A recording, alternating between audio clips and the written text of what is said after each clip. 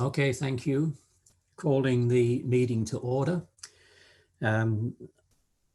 We have everybody present. We need to approve the agenda. Are there any changes that you wish to make to the printed agenda? And hearing and seeing none, look for a mover and a seconder. All I've got, Derek, is Bridget present on my screen, so I can't see who seconded.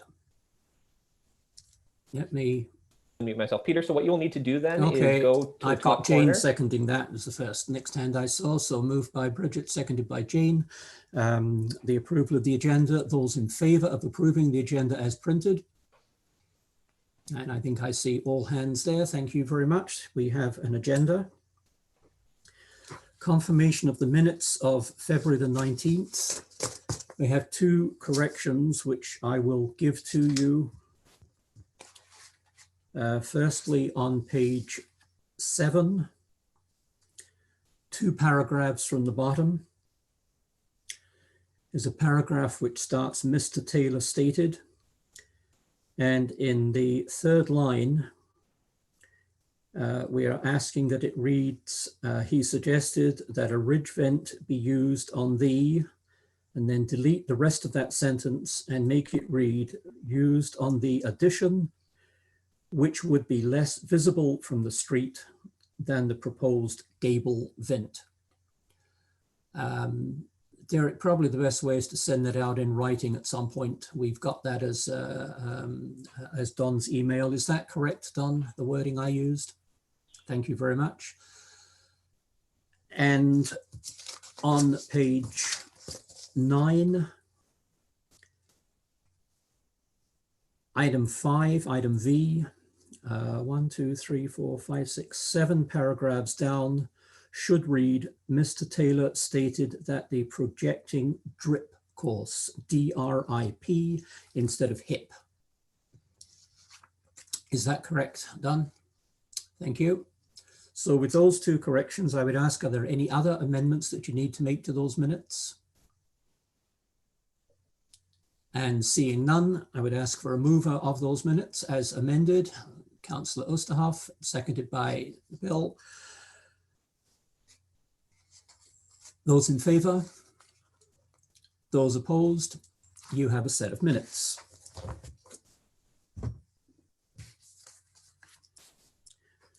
I know of no, oh, sorry, I should ask for disclosures of pecuniary interest. And as ever, if anything comes up during the meeting, please let me know immediately. I know of no presentations. No delegations. That is correct. No briefings. Correct.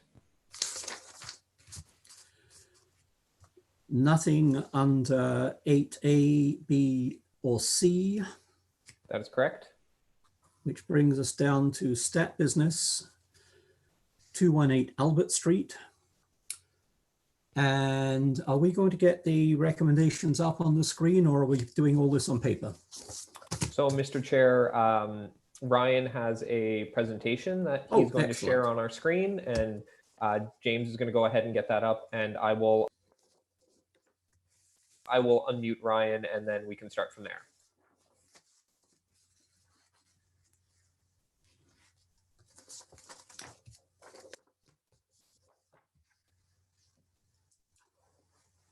James, can I get you to unmute Ryan again? Thank you. Sure.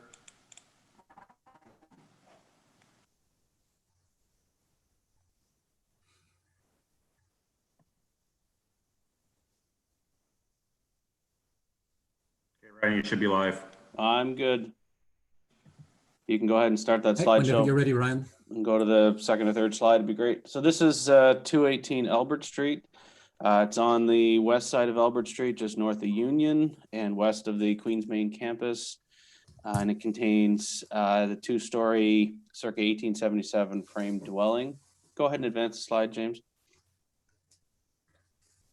Next slide. Yeah, go to the next slide.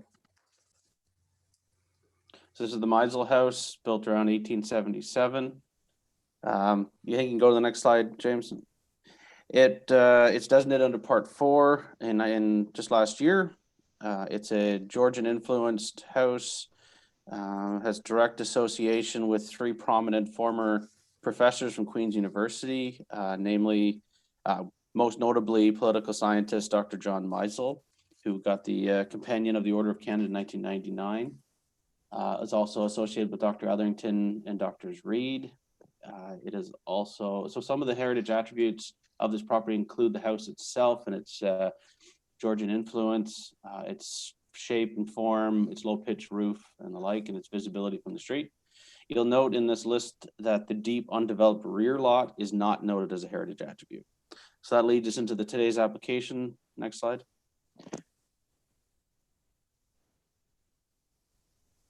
So these are just some of the current views from the public realm. What is before this committee today is an application under Section 33 of the Heritage Act.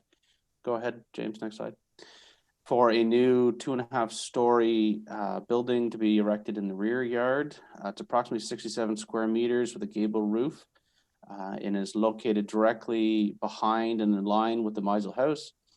A new driveway and walkway is to be added on the south side of the building, the south side of the lot.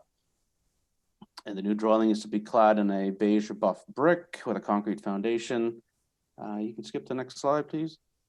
And a gray steel roof. There's a small covered porch proposed on the front entrance and a large tree in the front yard to be removed to accommodate the driveway. However, I understand the applicant wishes to build a new or erect a new tree in the front yard.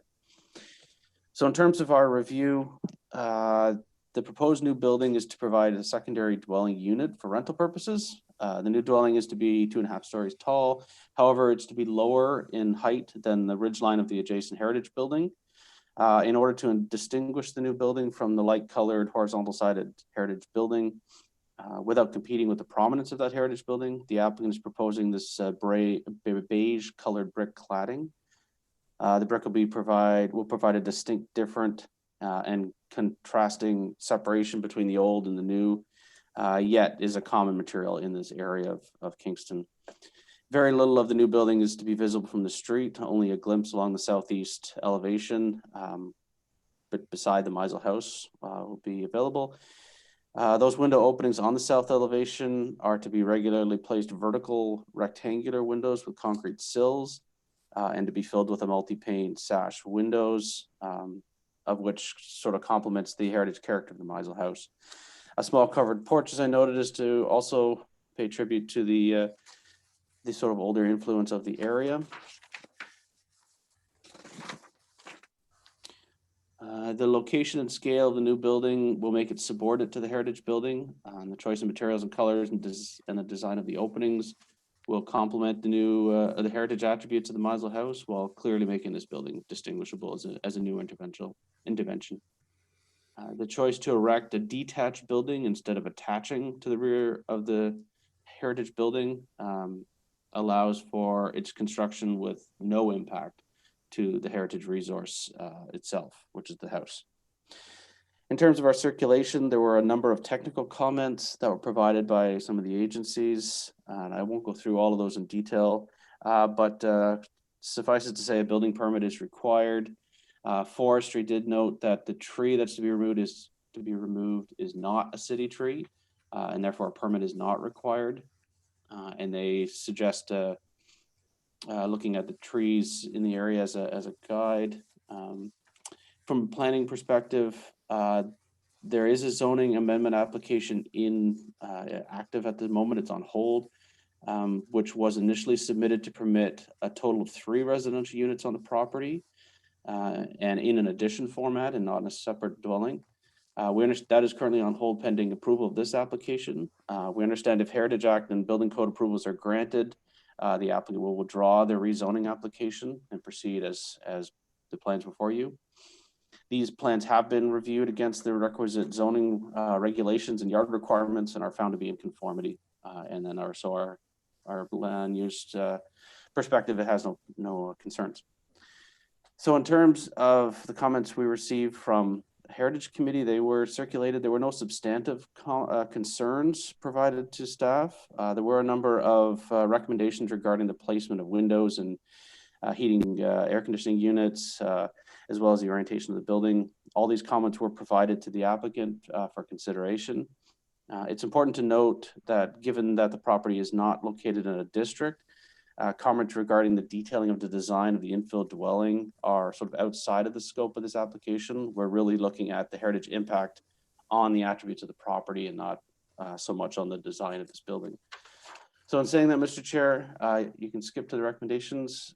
We recommend approval with a number of conditions. I believe the conditions are on the next. Yeah. Thank you. Okay, thank you, Ryan. So there are the recommendations and the 6 conditions. Committee members who may wish to ask questions or make comments on that.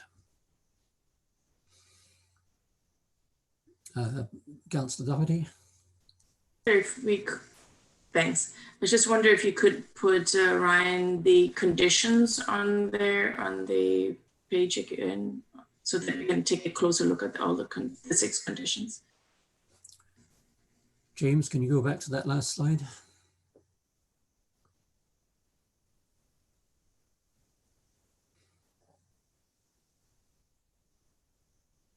Thank you.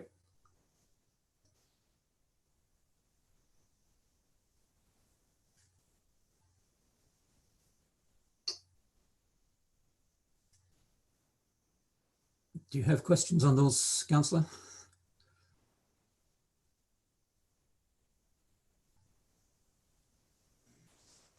Yeah, so no, I was just pleased to see the condition number 5, I think it was, regarding the color, because I was wondering how the beige and gray goes, but I know that we are not focusing on the actual design of the new building, but more the impact of heritage, and I understand that. And this building will not be seen from the street, but nevertheless, I think it is important. I'm trying to imagine the original building is quite light, and how the beige will kind of complement the light blue and the gray of the original house kind of thing. So I have a question regarding that. Okay, thank you. Other questions or comments?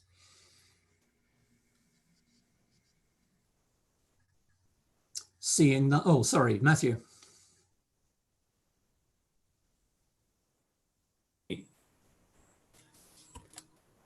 Yeah, is it possible to get Ryan to put the plot plan back on? I'm a little like, I didn't have time to look at this before, but I'm looking at it now, and it just, when I look at, if you look on K-maps or anything like that, you can see there's like a precedent for all the other buildings to be like closer to the lot lines. And it seemed like that was, when I saw it quickly, it looked like it was placed right in the middle of the yard, which is kind of strange.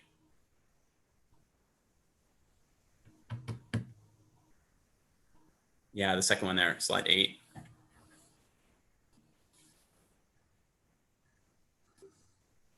Can we do something like to make a recommendation? Do you want me to write that, Derek? Where we say like, if you look at the adjacent property on the Google Earth shot, like on satellite shot, their accessory building is closer to the lot line. And I understand there's like setbacks and stuff like that. But I mean, if we made a comment that said, as a reflection of the historic precedent of, maximizing space, because this is just meeting like amenity space requirements, but it's just leaving a whole bunch of weird spaces in their yard. Can I ask, Mr. Chair, which setback the member is asking consideration to be reduced? Because I know from a zoning perspective, the applicant has pretty much restricted on where he can go. Yeah, and so I'm saying, can we make a recommendation regardless of the actual zoning, where we think that there should be a condition for like buildings in this area, that there's a historic precedent. Like if you look at the adjacent property, the building is right against the lot line. And so you get more functional space in the rest of the property. But right now there's it's kind of like plopped in the middle of the yard. And I understand that's on account of the setbacks. That's because of the current zoning rules. But I just think that they're a poor reflection of how the space is actually used. This kind of speaks to my point of like on other stuff when we're talking about like in Berryfield and stuff, where I think that you also need to think about the historic land use stuff, because it's like a reflection of how the buildings are put together. Does Ryan or Andrea want to comment on that at all? Like I would support a variance if these people wanted a variance to move it closer to their thing. Because I think it's a kind of a waste of space.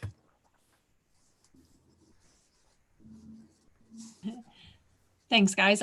It's Andrea Gummo here. I think it's a good point, Matthew. I think it's something we could definitely talk about through the land use planning process. And it's something that HK can certainly recommend, but probably not require for this one.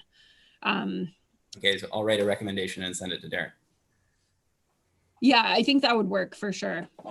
Okay, on it. So does that satisfy you, Matthew, or do you want to get something down in writing? Yeah, I'm going to write something, but you guys can keep going. I'm going to write something, but you guys can keep going if you want, and then I'll send it to Derek. I'm just going to play it. Do we have other questions, comments on 218? Jennifer.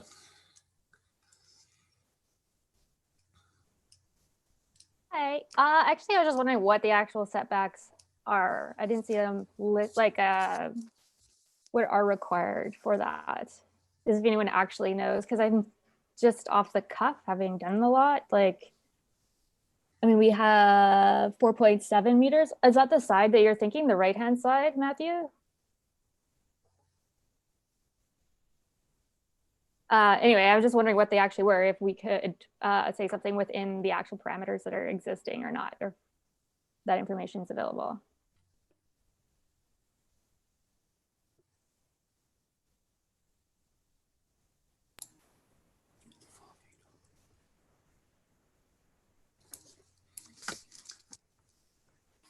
Other comments while we wait Matthew's writing and...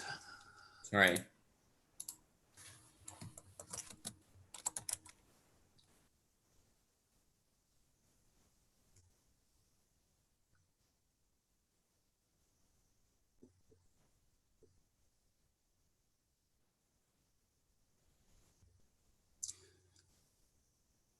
Don, I see a hand while we're waiting. Was about the suggestion, if I understand it, that the sort of modern requirements for setbacks and so on should be waived in the case of lots that have historic houses with different setbacks. Basically, it would allow, I think it might allow additions or new buildings such as this to be more prominent than they would otherwise be. I think with new additions and with new buildings, we want them to be relatively inconspicuous. And if we give a lot of leeway in terms of setbacks, that means they'll be bigger. Okay, thank you. Yeah, my understanding was that this was placed so as to be inconspicuous. And as Matthew has pointed out, it has the problem then of being an island and not leaving as much open space. Matthew?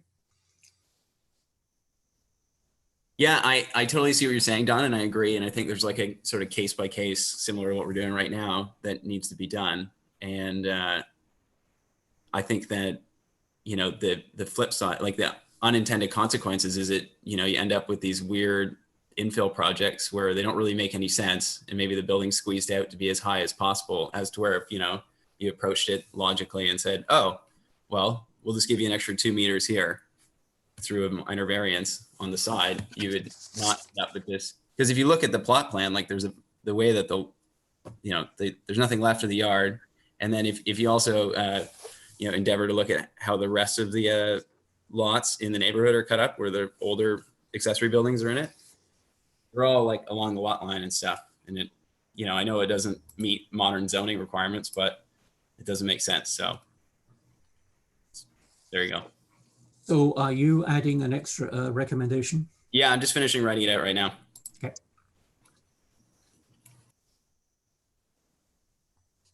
I should, by the way, while you're finishing that, have welcomed Moya to the group. Hi, welcome. They look pretty good, don't they, when you look at them all? Anyway, sorry that this is your introduction, and we'll get to meet you and talk with you soon, I hope. Mr. Chair, I believe Councillor Oosterhoff has his hand up for a question or comment. Councillor Oosterhoff. Yeah, hello, everyone. Matthew, I just want to understand what the request, or no, it's not a motion. It's not really going to initiate change. Then what you're saying is that it gives opportunity to consider placement then because of the heritage component. Is that what we're doing? Is just we're not, because this is set, and I think it meets a lot of the everything that has been required of it. So your recommendation then is just so that in the future they also consider the historical placement and give the builder some flexibility. Is that what we're thinking? I just want to make sure I understand. Matthew.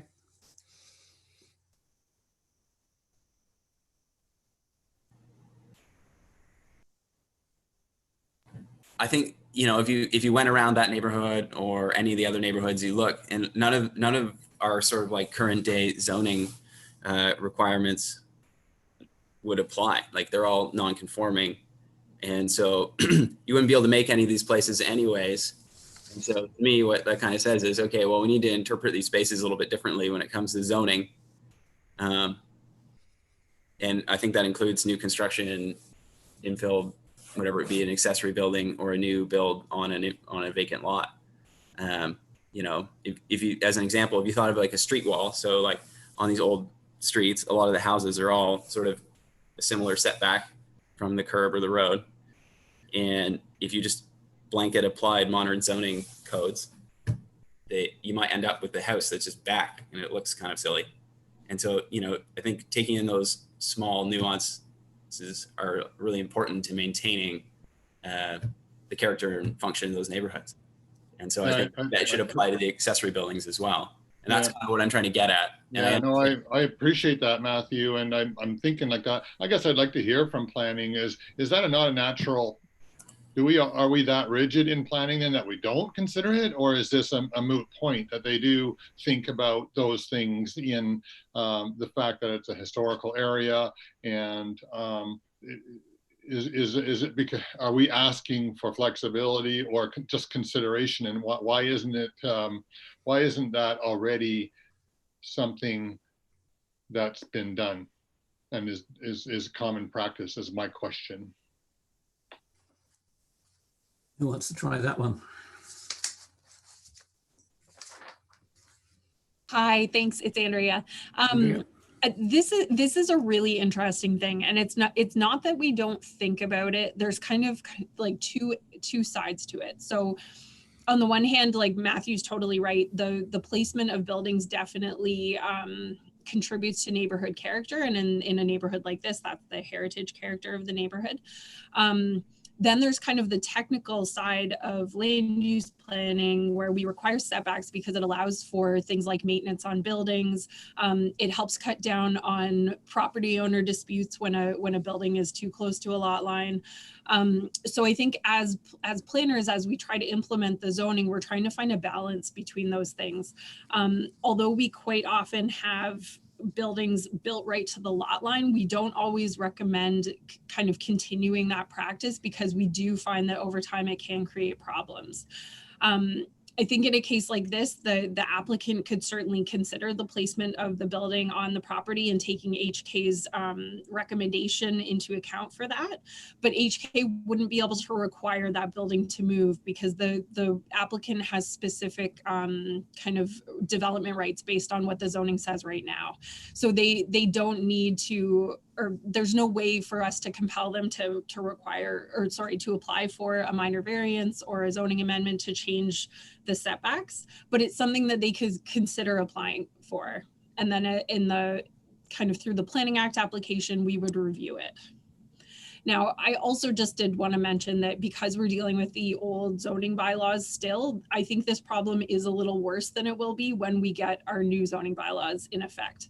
The zoning bylaws that were done in the 70s had a very different view of all of these kinds of things. And it was more about like improving on past mistakes. Whereas I think now we realize that those old quote unquote mistakes aren't necessarily mistakes. They make really cool neighborhoods. So I think through the new zoning bylaw, we're finding that balance and we're working through it right now. Thank you. Okay, thank you, Andrea. Matthew, do we have a motion yet or a recommendation? Yeah, I sent one to Derek. And I guess I don't know where it goes from there, but yeah, maybe we'll have to work on the wording or something. I don't know, but thanks, Andrea. And yeah, I don't know. I guess I just think it warrants a conversation. It shouldn't just be like, you know, oh, well, that's where that building's going to be and it's going to be there for a long time and we'll live with that. Okay, thank you. I've noticed you're waiting, Jane. I just want to find from Derek if you've got that recommendation.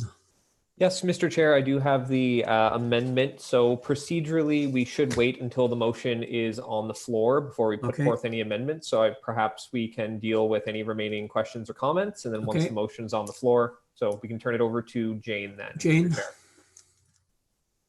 Yes, I think the point is well taken, but my concern is that this is not an accessory building. It's actually a residence. And just thinking about what Andrea said, it will have an effect on the neighboring properties. And I think that the setback bylaws are there for a purpose. And as this is going to be a 6-bedroom home, there's going to be a fair number of people living there, and pressing pushing it back to the lot line is probably not the best choice here. If it were a garage or something, or perhaps even a shed, I would be more comfortable with endorsing that. But because it's actually a residence, I think we have to think carefully about how much space you need around to maintain a residence. And that's it. Okay, thank you very much. Other comments, questions?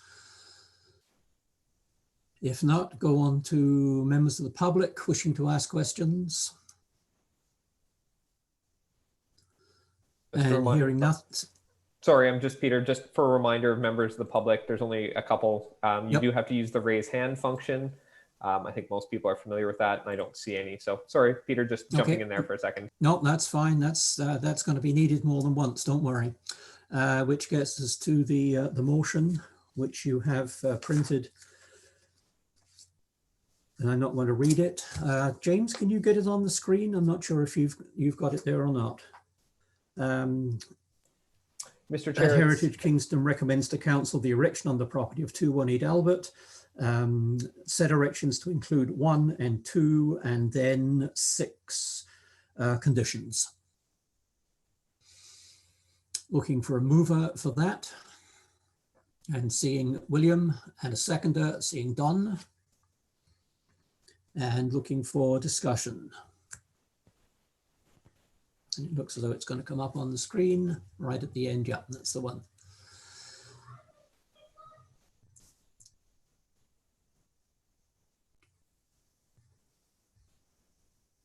Discussion. Matthew, is this your moment? I guess so, yeah. So I'm open to wording it differently, but what I sent to Derek said that a minor variance request for setback relief be in line with the historic land use for accessory buildings be considered by the applicant. That a minor variance request for setback relief to be in line with historic land use for accessory buildings be considered by the applicant. Is yeah, might need some situation there. Yeah, is there a seconder for that? Says he, looking for hands waving at him. So, Mr. Chair, this is one of our first ones where if there is no seconder, then the motion is unfortunately dead on the floor then. Yeah, okay. And I would thank you for the work there, Matthew, and for the elucidation that Jane gave about accessory, and was it Jane, I believe, accessory and main buildings. but your point is well taken. And I know Andrea and Ryan have been listening carefully. So we are back to the printed motion as was on the screen before. Any further discussion on this? And seeing none, those in favor? And those opposed? And I would declare that carried. Mr. Secretary? Thank you, Mr. Chair. And just one quick comment to people as well. I harp on this a lot. If you do not raise your hand, that is considered a no vote. Oh, yes. So yes. It's okay. This isn't recorded. That one passed. It's just important where there's a case of it might be a close vote. If you don't raise your hand, then that is considered a negative vote. Don will remember a disastrous moment when I made that error, which caused the whole committee to be recalled. So it is an important point. And I'll just make one last announcement, Mr. Chair, before we start. We do have a number of people who are in the attendees folder. They are applicants for later files. Just to let them know as they're listening in, I will promote you into the meeting when your file comes up. So I see that people are there, and we'll bring you into the main meeting when it is your time. And I'll turn things back over to you, Mr. Chair. Great, thank you very much. We go on to item 235. Mr. Chair, yes. Sorry, Mr. Chair. If I just may mention quickly, when someone requests a specific slide to be displayed, there's about a 10-15 second lag before I'm able to. As well, my colleague Derek needs to assume control of the speakers list at that point. So we don't mind doing that, but I would just ask that we sort of slow down the process a little bit until everything's set up there. So yeah, no, I appreciate you doing it, and I've got to get back to you to find out how you do that, because I'm impressed that we can add the slides as easily as you are. Okay, 235 Frontenac Street is item number 2, and the recommendation here for the removal of the 4 portable classrooms as the high school closes. Ryan, is this? It has to be you, doesn't it, Ryan? That's right. Thank you, Mr. Chair. Yes, it's me. Why don't you skip ahead a couple of slides just for efficiency purposes. This is Kingston Collegiate Vocational Institute property in Module Vanier. The property is on the south side of Earl Street. It's the north portion of the city block between Frontenac and Alfred Streets. And it is designated in 2017 under Part 4. It has a number of associative values related to architects and various politicians, as well as local musicians, the Tragically Hip and David Usher. It's also had, it had quite a history of growth and change from the buildings themselves, but can tie its roots all the way back to the Reverend John Stewart and one of the first, or it was the first post higher education in Ontario, Canada, I think. But what is before us today is the proposal to remove 4 portable classroom buildings from the east side of the property, and you can see them on your screen. Unfortunately, the aerial photo was taken a year before the 4th one was put in there. Under the Heritage Act under Section 34, it's required that any building that is to be removed or demolished on a protected property get prior approval from council.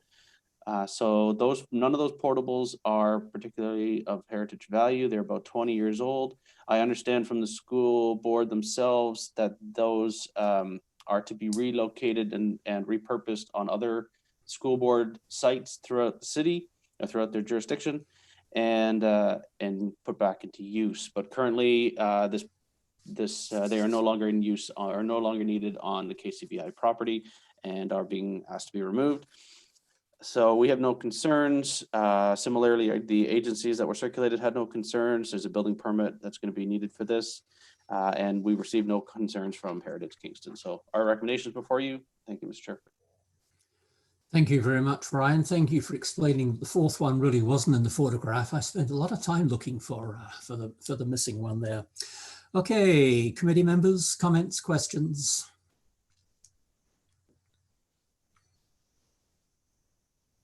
Seeing none, isn't that lovely? Looking for a motion to approve the recommendation for item 2. Mr. Chair, sorry to interrupt. Just make sure there's no public comments on this one. I don't think there are, but we'll double check. I will ask for public comments. And how do I know if there are? They would be using the raise hand function. So I will go ahead and let you know that I there only aren't. have half of the people on there on the screen at any one time. So I have to. I can monitor it for you, Mr. No, Chair. yeah, if you could as well. I'll try it this way as well and see what happens. There are no public comments, so I think we can proceed.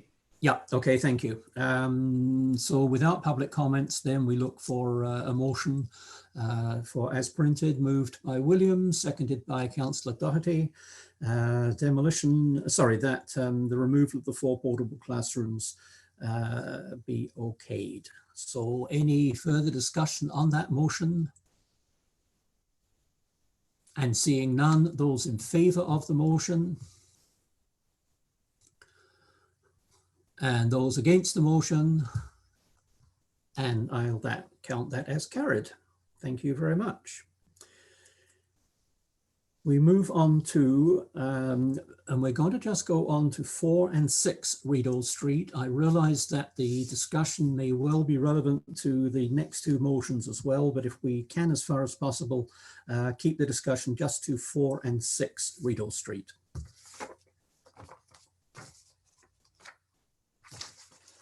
Thank you, Mr. Chair. I will give you just a brief overview of all 3 of these, and I will let you manage the motions appropriately. But just for simplicity's sake, this is a group of neighbors that have come together to do a series of maintenance and restoration to their to their row house together, which is very exciting, and we're happy to see neighbors working together like this. The property are, as you noted, 4 through 10 Rideau Street. They are on the northwest corner of Rideau and Barrack Streets. The property at 2 through 8, if you can advance that, James, is known historically as the Rideau Terrace. It was built around 1841. The property to its north, which is 10 Rideau Street, was likely built a year or 2 prior to that, so it's a little older, built as a double house. These properties are designated under Part 4. If you can skip ahead. And I believe the Rideau Terrace as well, it also has a heritage easement agreement on it with the city of Kingston. All of this was put in place back in the mid-1980s. I'm going to skip ahead one more. Some of the attributes are noted visually, just for reference sake. You're looking at the Rideau Terrace, which is the 2 through 8, and 10 is the property, just the door just to the far right, which is the double house. So those are some of the attributes that are notable for our purposes today. The works that are before you, if we can skip ahead one more slide, are twofold. The neighbors at 4 through 6 and 8 Rideau are proposing to re-roof their building. They're looking at either a shingle roof, a cedar shingle roof, or a steel roof with in a batten profile. The neighbor at 8 and 10 are joining forces to repair that parapet and wall and chimneys that they jointly share. That work is to be is still largely undetermined as the extent of the damage, but it is going to be disassembled by a reputable mason and evaluated, and then replicated and rebuilt in a similar profile historically to what is there and what's appropriate.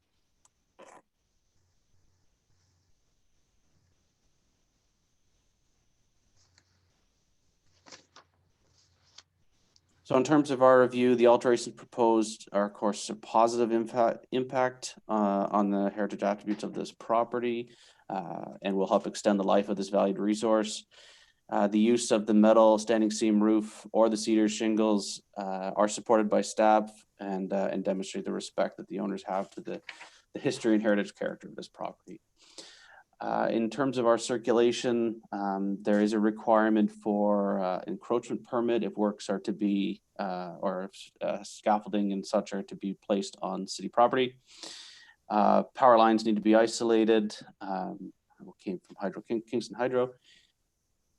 And in terms of comments from the Heritage Committee, there are a number outlined in the report. I won't go through each one individually, but many of them have been included as conditions, which are before you. And Mr. Chair, we recommend approval of this application. I won't take any question. I believe there are 3 separate motions, one for each property. Thank you. Yes. Good, thank you very much, and certainly comment to the owners here. How nice it is to see you all getting in touch with each other and working together on this. Committee members, questions, comments? Don, I know you have a pre-sent one. Yes, sir.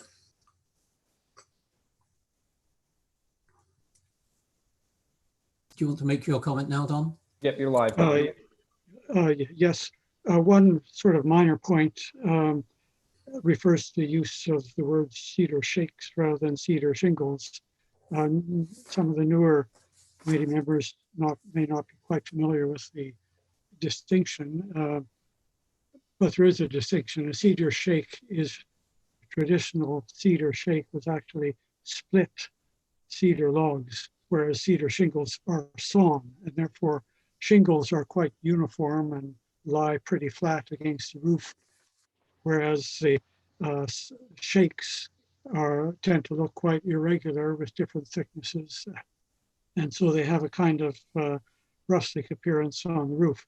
Now, I don't know what the applicants really wanted, but I think what's on the roof now are cedar shingles, not shakes, and I think the shingles would make more sense. From a heritage point of view, a city house is not a rustic cabin that might well want to use cedar shakes. And so I would suggest, and I don't think maybe this doesn't need an amendment, just replacing the word shakes by shingles throughout these applications. Okay, thank you, Don. We need to do this one at a time, but Derek, do you want to answer that comment that does it need an official motion, or can we simply replace? My preference would be that we do an official motion, and it's unfortunate. I believe we need to do one for each of the 3 applications, but I don't think we need to put it on the screen. No, it's pretty simple. It would just be in each application for Rideau Street. There is one mention of cedar shake. We would just replace shake with shingle. So Don, once we get the actual motion on the floor, we can work to move that amendment then. Good. Other questions, comments? Oh, how about that? Very, very good. You sure?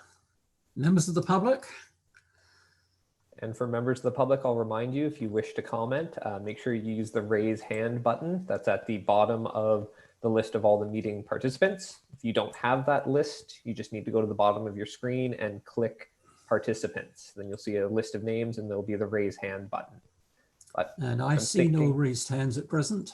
I would agree, so. Good, thank you. So we'll go on to a motion to be moved and seconded. Looking for a mover. Don, and seconder, William. Oh, very good. And the amendment there, so that it reads in number 1, in the parentheses, standing seam metal or cedar shingle shall be submitted. Don, I presume you are moving that. I need a seconder for that motion. Thank you. Derek or James, whoever produced that. I saw Matthew's hand go up. Oh, Jane, okay. We'll get James Jane. is there as well, yeah. Discussion on that Don earlier explained the difference. Don?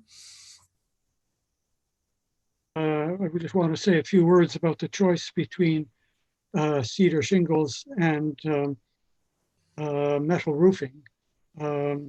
It's a pity, I guess, that it still seems to be unsettled, but I think the initial idea was metal roofing, which is good because it matches the existing metal roof on the, I guess it's number 12 Rideau, so that the whole row would have the same or similar kind of metal roof. And I guess the question was that the metal roofing turned out to be rather expensive.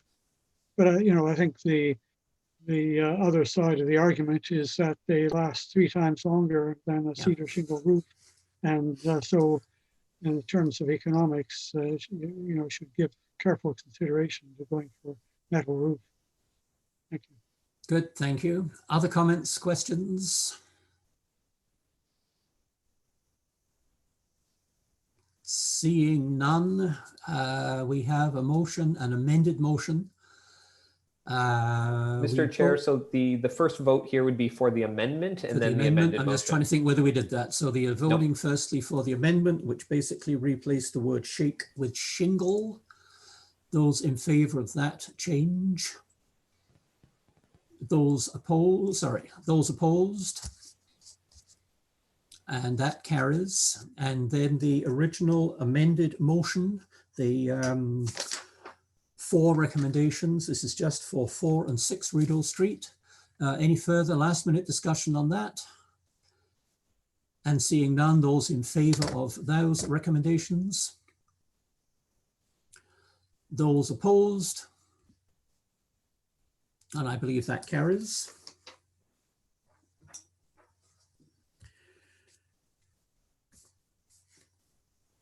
Ten, 8 Rideau Street. I just threw the wrong piece of paper away, sorry. 8 Rideau Street. Ryan, do you need to say anything extra on this?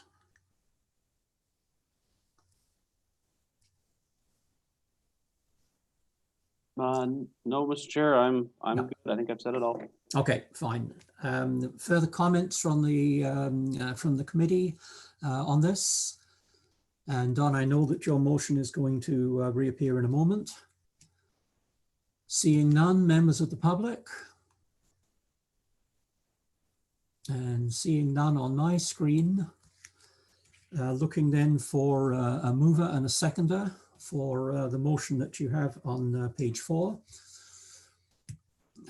Jeremy, I believe that's a hand, and seconded by Don. And Don, you wish to make the amendment again? Well, the first amendment would be for cedar shingles versus cedar shakes. That's in recommendation 3. Yep, thank you. I'm so moved. Let's do a discussion. Any further discussion on that? You've heard the explanation, the reason for that. Seeing none, then the voting to replace. Sorry, Mr. Chair, we just need a seconder again on that seconder, motion. sorry. Seconder for that motion, Jennifer. Thank you very much. So this is in recommendation 3, changing shake to shingle. Further discussion. Seeing none, those in favor of the change? Those opposed to the change? That carries. So the amended motion, speaking to the amended motion. Don? Yes, I think that there really should be a little more direction. I think the recommendation should have a little more detail about the chimney, which is really in a very bad condition. And it occurred to me. Do we have the chimney on number 8? Yes, can we see it, the slide again? Oh, I'm sorry, yes, we do. Yeah, James will get the slide up. It's just going to take him a moment.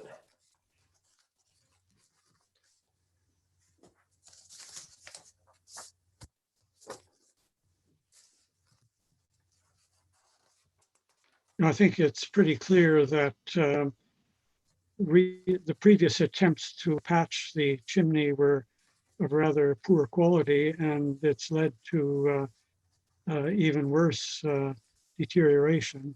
And if you look at the close-ups of the stonework, and there are some other pictures as well, you see a lot of the stones are splitting, and also a lot of the stones were originally rather small and poorly shaped. And in my opinion, if this chimney is going to be a sound chimney, it needs a lot of new stones, and they should be laid in regular courses so that the resulting chimney will be strong. And there should also be a drip course, which you can see on one of the archival photographs near the top of the chimney. So I'm going to make an amendment, which will be an addition to condition 2. So at the end of condition 2, want to suggest adding the words, consideration be given to the use of squared stones laid in more uniform courses for improved stability and for construction of a drip course to match archival photographs. And Derek, I believe you've got that printed. Yes, James is just going to get that on the screen. We're really making him earn his paycheck today as the first time. He could become an honorary member if he wants.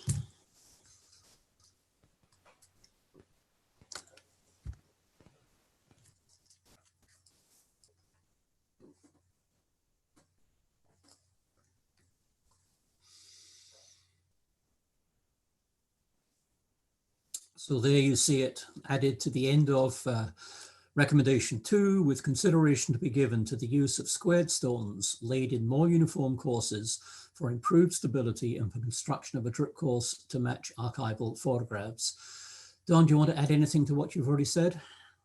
You're looking for a seconder first, sorry. Do I have a seconder for that, Matthew? Thank you. Don, do you want to add anything to what you've said? Well, very little, but certainly my impression is that the original stonework was pretty poor. I think they appear to be using rubble stones rather than squared stones. And going forward, I think it's important to do a proper job on this chimney. Okay. Thank you. Further discussion on this amendment? Seeing none, members of the public? Seeing nothing there. Oh, sorry, Mr. Chair, we have one, so I'm going to go ahead and as well, Billy Allen. Yep, I'm going to oh, you are now live, Mr. Allen. Thank you. Just for clarification, I'm the applicant. Yep. And just to put any concerns at rest, in the work scope which has been submitted, it clearly identifies that the plan is to take the existing chimney back as one would a molar until we find something solid and rebuild properly using your recommended heritage contractor to restore it to its archive edition, complete with the drip course, and these details have been submitted. Thank you very much. Comment on that, Don? I'm very pleased to hear that. The committee didn't have this more recent information about the plans for the chimney, but I think the amendment should go ahead just so that it's on the record, and just so in case you decide to change your chimney contractor. Further comments on the amendment? Seeing nothing on my screen and nobody's hand, asking to vote then on the amendment, which you saw in print before. Those in favour? Those opposed? Okay, so the amendment carries. Back to the original motion. Any further discussion on the original motion, which is now twice amended? Seeing none, members of the public. And I see nothing there, which moves us on to the vote, which is the recommendation on 8 Rideau Street, with the addition at the end of recommendation 2 and the change in recommendation 3 from shake to shingle. Those in favor of the amended motion? Those opposed? That is carried. Thank you very much. And we move one down the street to 10 Rideau. Mr. Chair, Councillor Oosterhoff perhaps wanted to say something. I'm not sure. Sorry, Councillor Oosterhoff. Yeah. Like on page 80, picture of a figure 9 of a negative image. Fascinating picture and perspective, but how old would that picture be? Does anybody, can anybody help me with that? As that perspective of the Rideau Street, it's incredibly fascinating. Photograph of the fire, isn't it? Yeah, is that like a long time ago?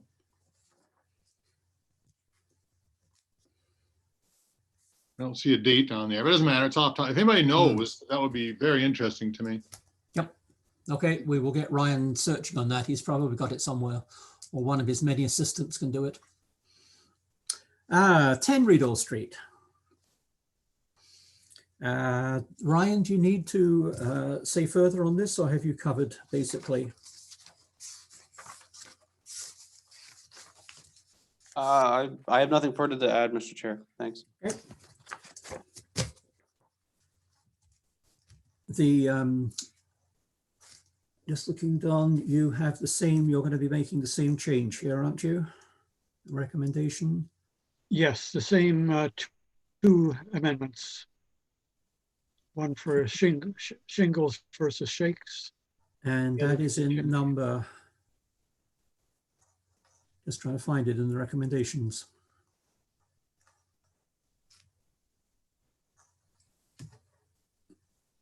No, somebody help me. Which recommendation does shingle come in this time?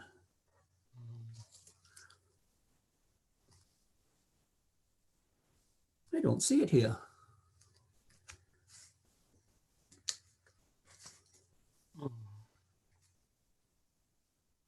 Well, it may be that those shingles are not being. They're not, yeah, they're not in, I don't believe they're included in 10. Yeah, but the Chair. second recommendation is the consideration to be given for the use of squared stones, etc., at the end of number 2.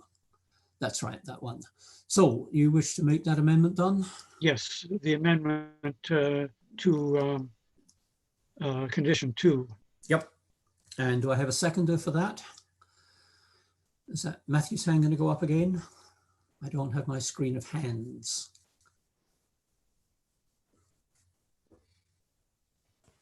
There we go. Oh, You've got William, a choice. thank you very much. Okay. Don, do you need to speak on this one at all anymore? No, thank you. Okay, and we had a lovely answer last time. Further discussion then on the third of, or really the fourth of the houses, 4, 6, 8, 10. I think you've probably heard most things on this. That sounds good. Any comments from the public? I'm not seeing any, Mr. Chair. Not seeing any hands, I don't think. No. So I'm looking for a mover for the amended motion. 2 being amended in the same way. Moved by William, seconded by Don. All right, Mr. Chair. So yeah, we have the, sorry, just want to clarify here. We have the motion on the floor now. We also have the amendment. So I guess now we will vote on the amendment. On the amendment. Those in favor of the amendment? Those opposed to the amendment? So the amendment is carried. Last thoughts on the amended motion? Seeing none then, those in favour of the amended motion via clause 2 being amended? Those opposed? And that is carried as well. So I would thank those from 46810 Rideau for all of that work and commend them for what they're doing there. Mr. Chair, if you could just provide me a moment, I'm going to let some other meeting attendees join the meeting as they're related to this file or upcoming files. So bear with me a moment while I bring these people in, and then James will let Ryan start momentarily.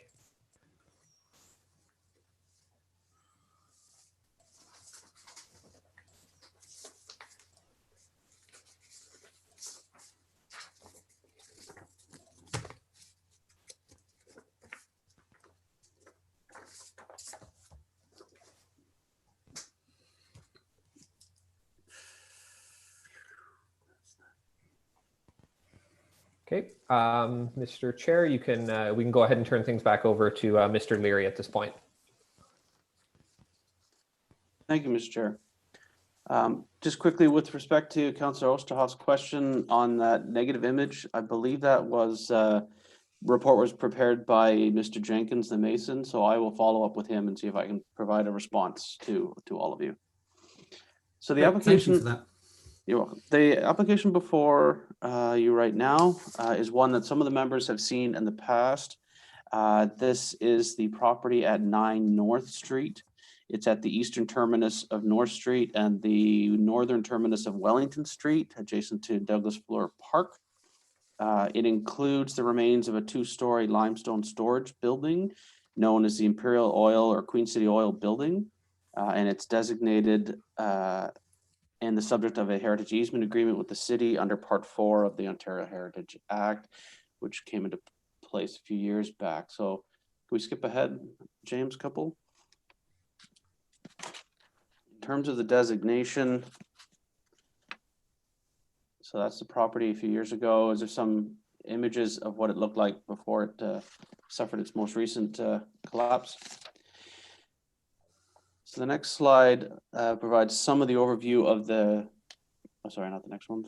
Anyway, in overview of the heritage characteristics of the property.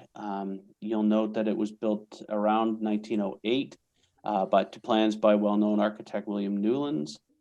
It reflects the former industrial use of this area. And some of the attributes include the purpose-built stone building, its fenestration openings, the chimney and its roof, which is no longer there, and its location to other industrial buildings in the area, or what former industrial buildings in the area. So what is before the committee today is, well, just a little background. The city sold this property in 2014 to Abna Investments with the understanding that the new owner would restore and redevelop the former industrial building. A heritage permit was approved in 2018 to permit a significant restoration and adaptive reuse to convert the former industrial building to 8 residential units. Since that time, the building suffered from further deterioration, including the collapse of the roof and significant portions of the north and south walls. The owners have stabilized the building and but have now had to do a number of amendments to their original plans and approvals to accommodate some of these losses and satisfy building and safety codes. So the application is to withdraw and replace that 2018 approval with the new plans that are before the committee this morning. Some of the changes to the 2018 approval include increasing the pitch and height of the roof, installing patras plates on the east, west, and north elevations, altering a number of the openings on the north and south elevations, introduction of concrete steps, landings, and handrails, metal handrails to the entrance on the east elevation, the erection of a metal-clad stairwell enclosure on the north side in the form of a silo with the name Queen City Oil Company on the east face, changes to the orientation and size of the rooftop vents, which are formerly skylights, changes to the proposed landscaping, including large stone planters, The relocation of the retaining wall to create a level access to the second floor on the south elevation, and the removal of wall signage, which was previously approved. The roofing is to be standing seam profile metal roofing in a gray tone. The transition between the new roof and the limestone walls is to be clad in a horizontal fiber board, hardy board in a light gray tone. The new windows are to be wood sash style windows clad in metal in a color that matches the rest of the plans in a 6/6 glazing pattern. So in terms of our analysis, as I noted, this building has suffered from significant deterioration over the past decade, and thanks to the efforts of the current owners, the building is currently secured from further collapse. The proposal before us includes the construction of a new building within the current envelope of the former limestone building. The limestone walls themselves are to be restored and attached to the new structure by way of metal patras plates and tiebacks in order to provide the minimal wall height for each of the two floors. The new building will be approximately 1.5 meters or 5 feet taller than the existing stone walls. The pitch of the roof is to be slightly steeper than was originally approved, a 412 versus the former 212 pitch. The applicants are intending to replicate the profile of the former roof, a gabled roof with the chimney, and the chimneys to be restored. And staff support the proposal of the new roof in its similar form or roof profile, clad in an appropriate period-appropriate roofing material. In order to provide secondary access to the second floor apartment units, an enclosed exterior staircase is required. The applicants considered a simple square structure in order to provide this set enclosure, but given the highly visible nature of this property, particularly from Doug Fuller Park, the applicants are proposing to pay tribute to the historic use of the building as an oil storage building by designing the enclosure to resemble an oil storage silo. The new addition will be shorter than the main building and set back from both the east and rear west elevations. In addition, the offset from the north wall of the building is attached by a hallway wide link addition clad in a similar fiberboard siding. In this way, most of the north wall will also be visible around the new silo. As a result of these recent collapses and years of neglect of this building, not only are the windows beyond repair and most of them missing, some of the original openings have failed and have been partially buried or The applicants have attempted to document and recreate as many of the original openings on the east and west elevations as possible in order to accommodate the new at-grade second floor access on the south end of the building. What remains of the original openings will be altered to create a new door. And of course, changing an original opening in a heritage building is never desirable from a conservation perspective. However, only portions of these openings remain following the collapse of the south wall. And further, the reconstruction of this wall is necessary to both accommodate the new use and to stabilize and conserve the stone structure. So on balance, given the extensive conservation efforts proposed by the applicants to retain and adaptively reuse this resource, which is little more than a ruin at this time, the loss of these particular openings is considered acceptable in order to conserve the overall heritage character of the property. And Mr. Chair, we circulated this to the usual agencies. Planning Services notes that the applicants will be applying for official plan and zoning bylaw amendments as well as site plan control approvals, which I understand have been submitted in order to permit this proposed development. Building, of course, notes building permits required, and there's a number of technical comments that the applicants are aware of and will be addressing. And we also received no concerns from a number of agencies that will be looking at details and technical considerations through those planning applications that I mentioned. In terms of the committee's comments, there were no substantive concerns. There was a comment by a couple of members regarding the addition of an additional limestone course above the windows to provide voussoirs and a top to the window openings. Now, these comments were all provided to the owners or the applicants for consideration, and they did provide a response, which I believe is in your agenda package. And they did note that the original limestone walls terminated at the heads of the windows and didn't actually include the top cores. And they wish to honor this arrangement in their current design and do not wish to add that extra course. So I note that for your consideration. The recommendations are before you, and there's a series of conditions that go along with those recommendations. And I'm happy to take questions. Thank you. Okay, thank you, Ryan. Firstly then, committee, questions, comments? Don. Yes, I have a question about the gable windows. Looking at the view of the conceptual drawings at the, I think it's the north end, sorry, the end with the silo. When you look at that drawing, you don't see windows in the gable, but the sort of working drawing, the blueprints do show gable windows, which look as if they are in the same place as the original gable windows. So can you clarify for us whether the gable windows, particularly in the at the end with the silo, are going to be restored and retained or not?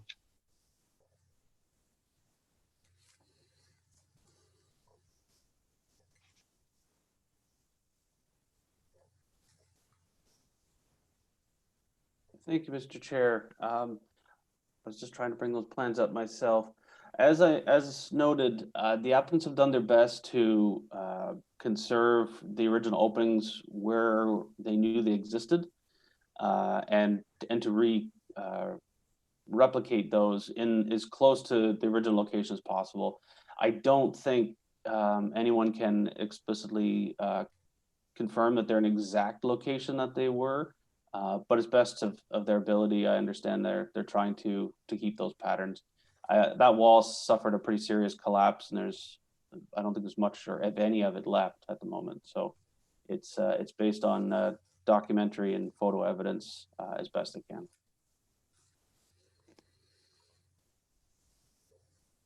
Respond, there really seems to be an inconsistency in the documentation that we have. We have drawings of the apartments which show windows in the gables on both floors. And then we have a sort of conceptual plan of that end of the building, which the windows are not visible. So it's, the basic question is, are there going to be windows in the gable ends or not?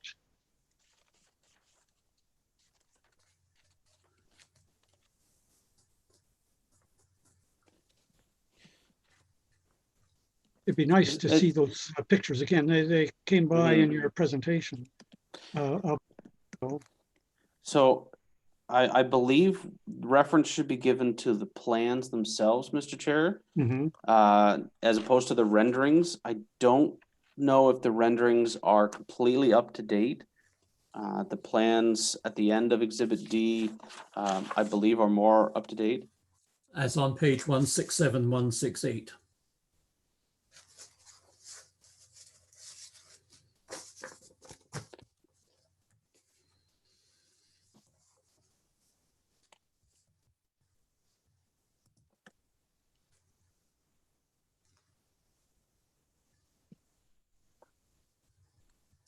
Have you got your agenda package there, Don?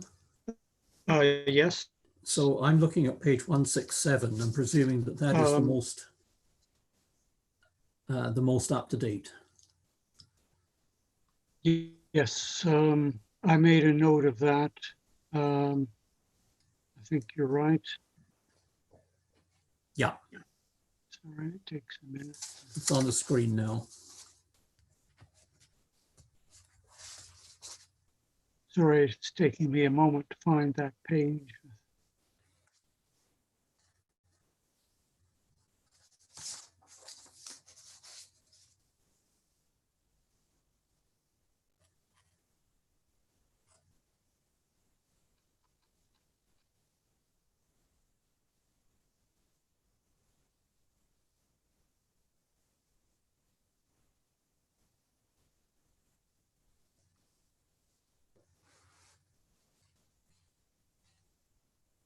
Yeah, page 177 actually.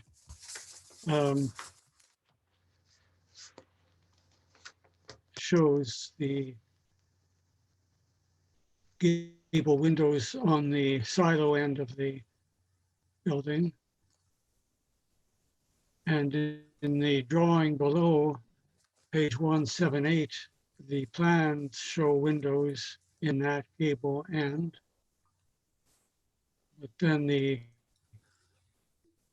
rendering on page 176, I don't see any windows. Yeah, and I think that's what Ryan is saying. We're actually on 166. James, Mr. Chair, yeah. May I interject? I believe the applicant, Ray Zabak, may be able to shed some light on this. With your permission, I will unmute him and allow him to respond. Yep, thank you. Okay, Ray, you are live now. Oh, hi. Hello, Ray. Can you hear me all right? Yep, we can hear you. I think I think we were fairly consistent with this on page 167. The renderings that you're seeing above those on 164, below renderings 163 through 166 should be consistent with the elevations. And I think the intention there is to have windows where they appear to have been placed on the north end of the building. They would not be in stone openings. They would have one stone shoulder on them, and the other side of the window would be in the siding material. There's an array of 4 windows on that side, 2 on each side of the link structure, and you can see that on the exhibit there. And I think the renderings, unless I'm mistaken, I think the renderings and the plans are consistent with that. Mm-hmm. Yeah, it's the rendering on page 166 that really is hard to see any windows there, but I think that's because they're recessed, Don, somewhat. Yeah. From that angle, they're there. You just can't see them. All right. That's good. Thank you. Okay. Other questions? I know this is a complicated one. Councillor Doherty?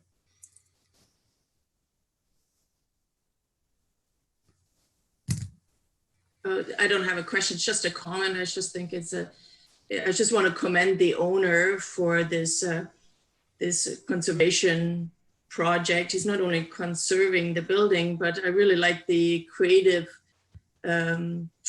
shape of this stair enclosure and honoring the historic use of the building. I think that's really fantastic. So I'm really quite excited about this project. It's a beautiful building, and it'll be really even more beautiful and stunning when it's completed. So thanks for the work. Good, well, thank you for that comment. Other questions, comments? Councillor Osterhoff? Hi, thank you.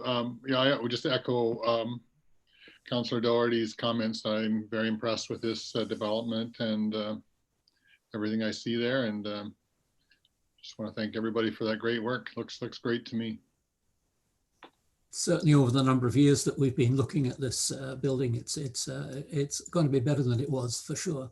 Other comments, questions? Yes. Jane? Good. I just wanted to say I appreciate the written response to some of the things that were put on Dash by Heritage Kingston members, myself included. I appreciate getting that feedback prior to the meeting. So thanks to the applicant for that.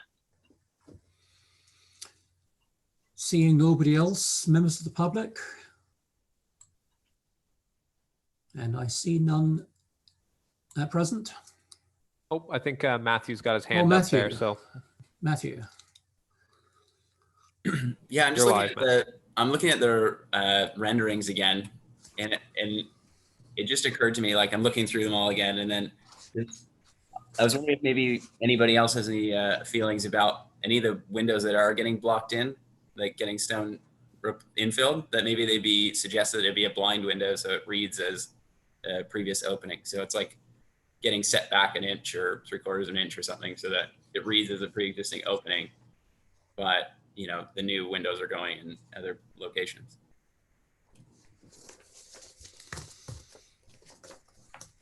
Okay, that Maria's heard that comment, and you never know what will happen. It's a good point. Other thoughts, comments, questions? Gone through members of the public, unless there's been any change there. And I don't see a change. Don't see any, Mr. Chair. And just a reminder to anybody, if you do wish to participate, make sure you have that raise hand button, which is underneath the list of participants. Okay. I believe we have the applicant, Mr. Zabak. Yes. So I will mute him and bring him in. Thank you. Or unmute him. There you go. You're live now, Ray. Sorry, Matt, the comment about the blind window, we are doing that on the north end of the building on the second floor above that little one-story area. I think on the rendering, page 165, I haven't looked at the elevations, but I think on the rendering 165, we showed, you can see it there. On page 164 and 165, it would be on the east side of the chimney. There was an existing window there, which doesn't work in the apartment unit. So we have a blind window. You can see it there. You can just see it. There's a little shadow there next to the chimney. I keep on wanting to point to my screen. Oh, thank you very much. Yeah. So we are doing that, and that's the only window I think we can really we really need to do that for. Good. Okay, thank you. So I hope that answers your question there, Matthew. Seeing no more hands, having heard from the public, I look for a motion, and I understand there are going to be some amendments once we've got the motion set. Looking for a mover for a motion to approve the recommendations which you've got and the conditions which you've got in your agenda package. William, thank you. Seconder, Don, thank you very much. With the motion on the floor, discussion. Don, you've submitted one amendment to the recommendation and 2 extra conditions. Yes, well, let me start by saying, as others have said, that the committee and the city should be very pleased to see this building restored to use and to a good appearance, and so that's a very good thing. I guess along with that, we'd like to preserve as many of the heritage attributes as possible, and so it's a little disappointing that a lot of the stones have fallen down and are not going back up. I guess we're losing a lot of stones. And I guess in my dash comment, I thought one way of kind of compensating for that would be to add a layer of stones to the tops of the existing walls. And yeah, I understand the original walls stopped there, but on the other hand, with the original walls, you couldn't see the tops of the windows because they were covered with the roof. So with the new, the proposed building, the ratio of sort of siding and roof to walls is going to be much, much more greater than it was. So really the heritage appearance of the building is not as good as we would hope. So anyway, my suggestion to add a course of stone or more to the top of the walls, I hope could be taken seriously, because there's a lot of good stone lying around there unused, and it doesn't take, there are going to be masons doing a lot of stonework there. It doesn't take a lot of time or expense to just run around an extra layer of stone on the top of the wall. It only needs to be one at the front, one wide thick. So it should be considered, I hope. And in particular, it's disappointing that we're losing losing stones from the gable ends because, again, the new siding at the gable ends will be much more noticeable than the stone will. So those are general comments. I do have a specific amendment to make the recommendation. One of the recommendations, recommendation 2 speaks to restoring the chimney to its original height. Well, the original chimney was maybe 2 meters above the original roof line. And so it really looked like an industrial chimney sticking way above the roof. But now we have the eaves of the roof being raised 1.5 meters. We have a steeper pitch on the roof. So if we simply leave that chimney as it is, it will just barely project above the roof line. It will not look like the tall chimney that is spoken of in the heritage attributes. So my recommendation is to add to amendment is to change recommendation 2 to so that it reads to a height of at least 1.5 meters above the roof ridge. And so the intention is to give back the current appearance or the previous appearance of a tall industrial type chimney. So I'll make that motion. Good, thank you very much. It's on the screen and I'm looking for a seconder. I don't have everybody's faces on the screen at the same time, so maybe you could speak out if you're willing to second that.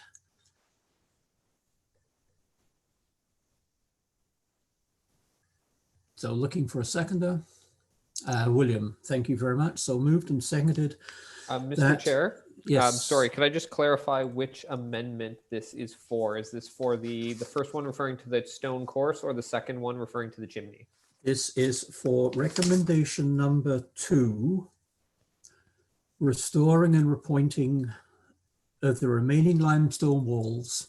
Yeah, as we've got on the screen there. Okay, so this is the one related to the chimney. Thank you. Yes, and by deleting, no, not deleting, sorry, adding. Sorry, deleting to its original height and adding to a height of at least 1.5 meters above the roof ridge. Moved and seconded. Discussion? Matthew?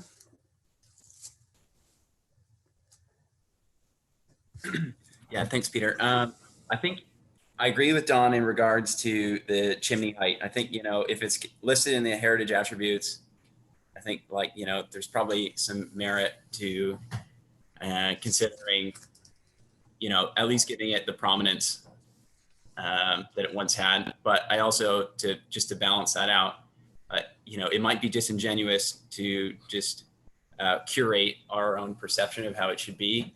And that kind of leads me into the next part, where the idea of adding stone to the top of the wall. If it wasn't there, it seems pretty disingenuous to me to add it to the top. Although I agree that, there's going to be a lot of material on site and it would be a shame for it to not be on the wall. And we've already lost a bunch of it. I think that problem, the stone having been lost, is sort of a bigger problem of buildings like this just being neglected and then falling down. So in relation to this, I think, there's a conversation to be had about the chimney height, but I don't necessarily support the idea of adding a layer to the top of the wall. Okay, thank you. Other speakers? Gary?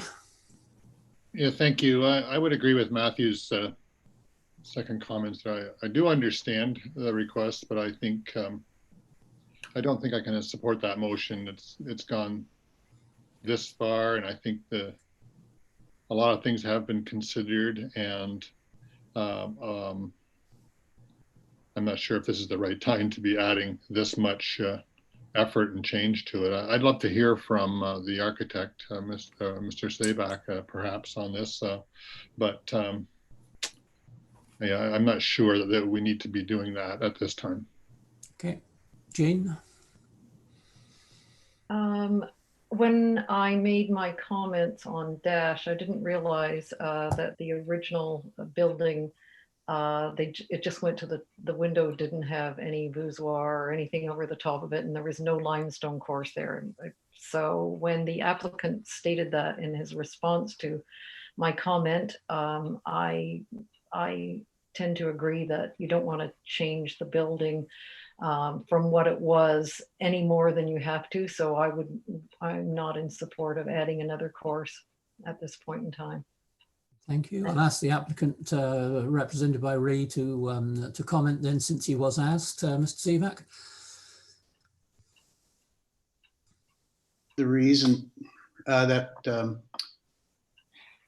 we didn't add voussoir, or we didn't add a course there, was precisely what Gary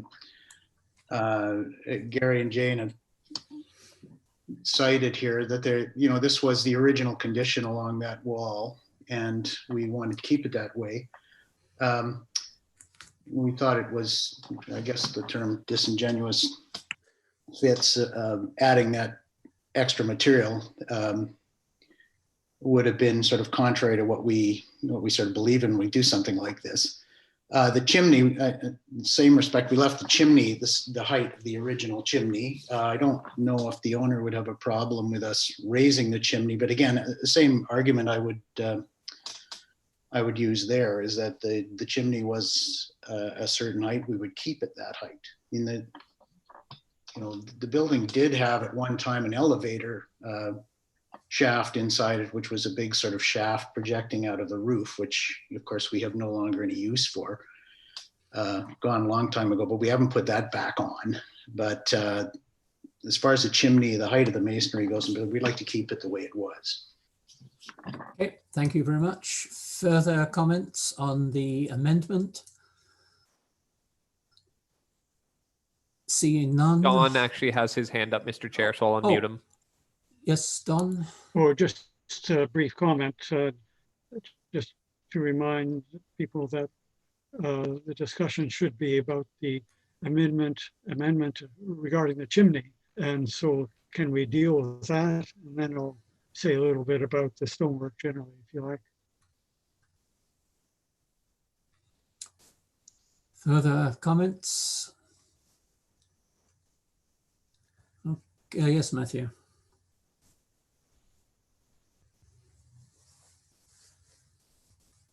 Yeah, I think after talking to Ray, or hearing from Ray, I feel like satisfied that, they, at least there was a thought and a discussion about the chimney height. And I don't know, I think that's part of it. I mean, you can run away with sort of curating our idea of like old timey things. So I think we reflected, we thought the best thing to do to conserve the space was to keep it at its height. If it meets the performance requirements for whatever mechanical thing it's serving, then, I think that it should stay as it is. I'm happy they thought about it. They're doing it. So I think in regards to the chimney, I'm satisfied. Okay, thank you very much. Further comments?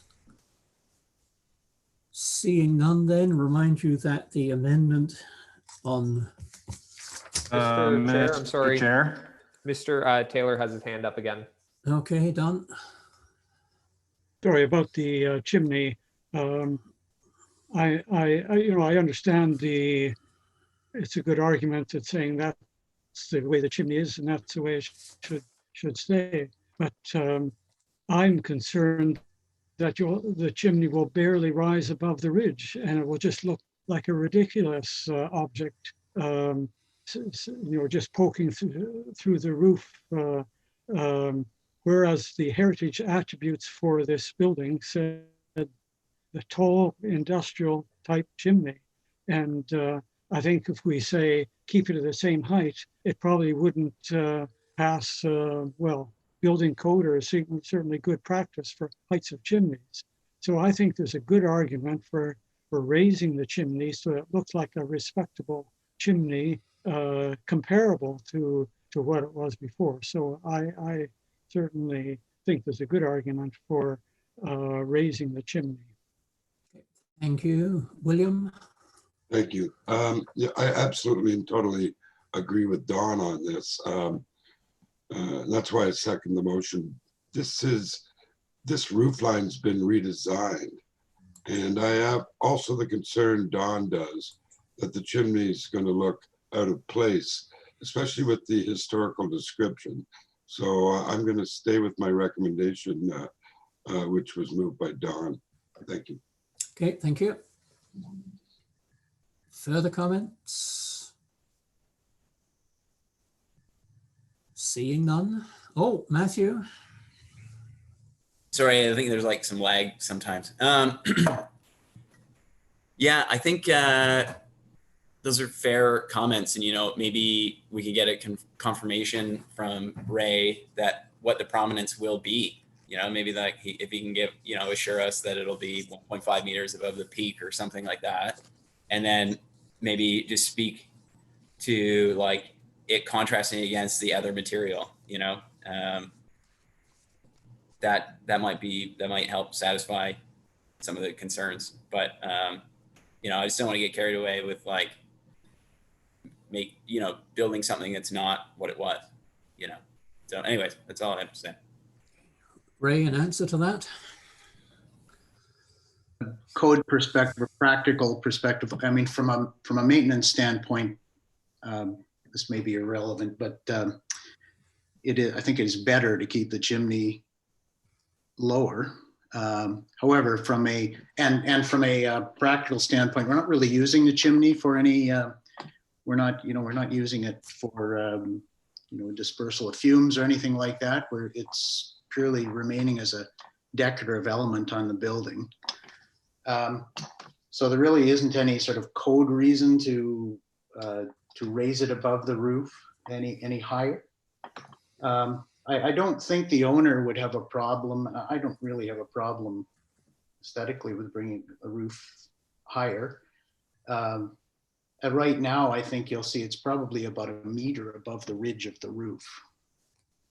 I don't have the luxury of having a scale to look at it right now, but I don't think the owner would have a problem. We don't know precisely how high the roof was to begin with anyway. We don't have an as-built measurement of the actual height of it before it came down. So we're kind of guessing at the height we're proposing, but from the historic photographs we've seen, it appears that's what we seem to get, the height we're showing on the drawings there. I don't think the owner would have a problem with adjusting the height of that a bit. And I guess we're going to talk about the stones around the top of the wall in a few minutes, but I'd sort of defer to the committee to give us some direction on that. Okay, thank you. Further discussion on this amendment?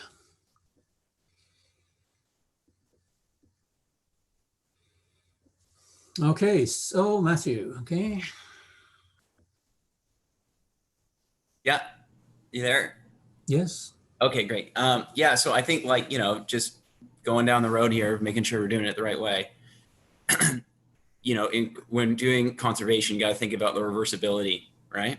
And so if you were to take away the new roof structure that they are proposing, like in their concept, then you would have this like obnoxiously large chimney that wasn't what was there originally. And so I guess that's sort of what, I'm cautioning towards is, are we doing this the right way and not just what we want it to be?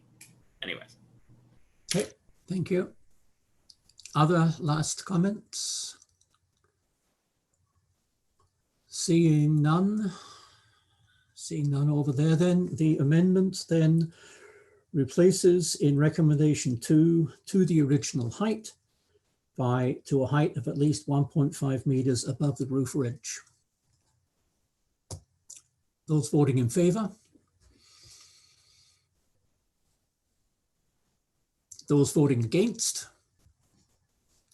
I see that as carrying 6-3. Derek, okay. Sorry, Mr. Chair, could we get a revote on that? It wasn't clear to me. Okay, can we have, you're not allowed to change. Those voting in favor? Those voting against? Okay, that is clear to me. 6-3 with Jeremy off screen, so that counts as a negative vote, but it still passes 6-4. Thank you. That's right. Okay. But thank you for that.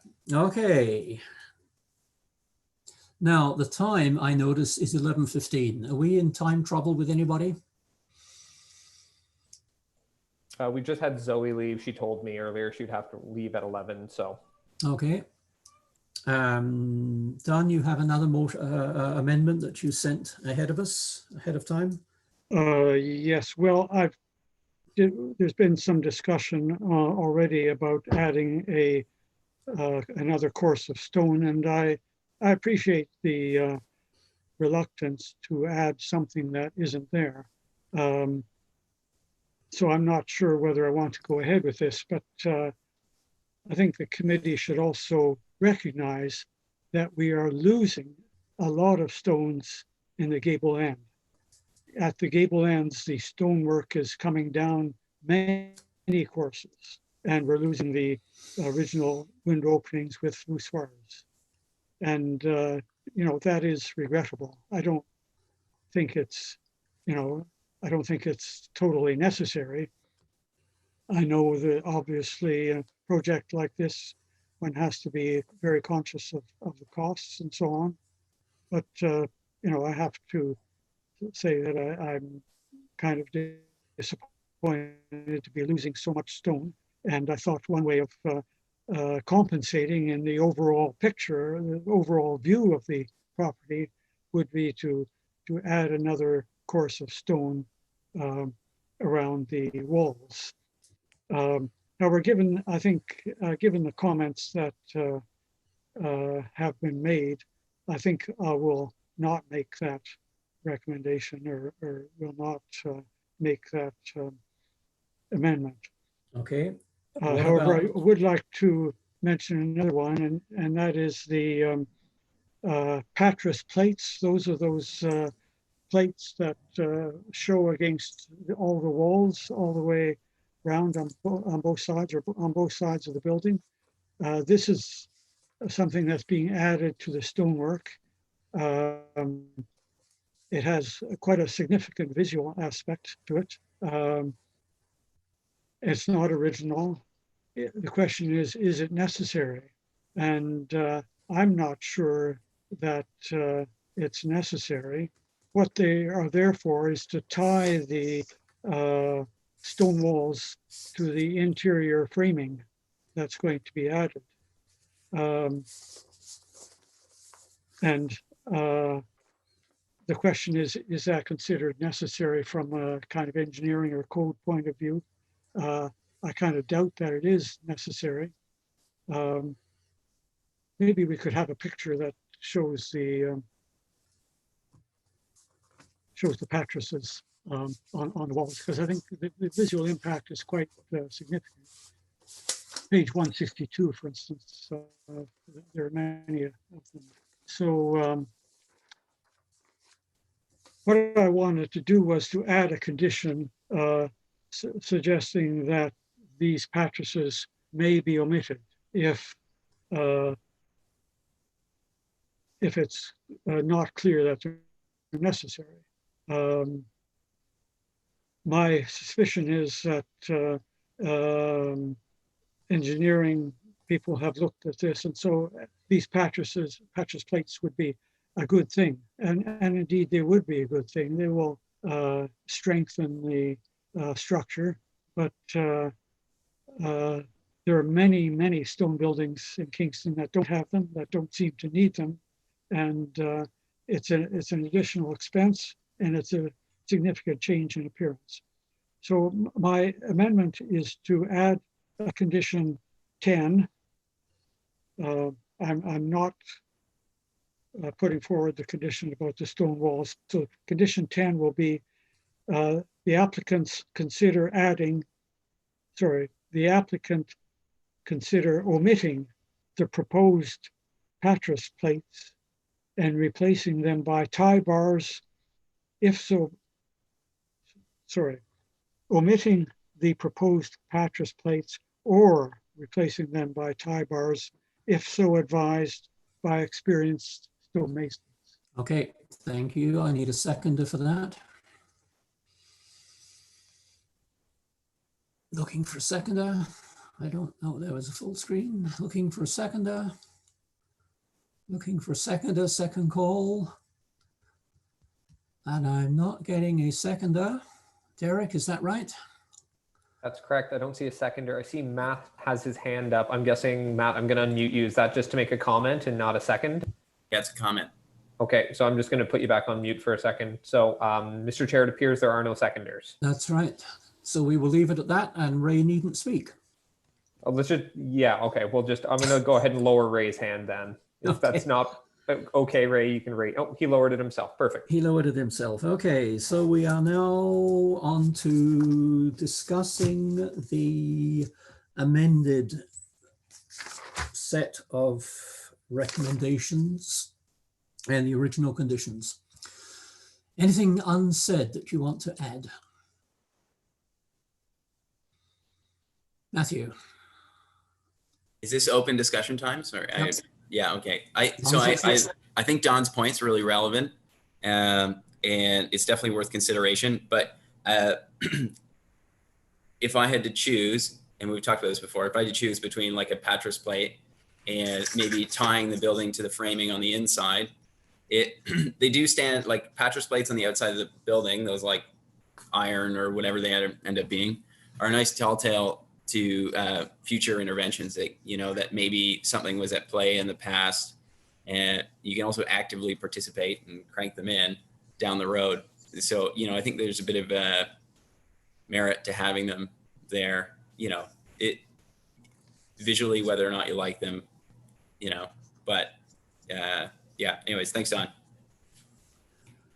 Further discussion that hasn't already been covered?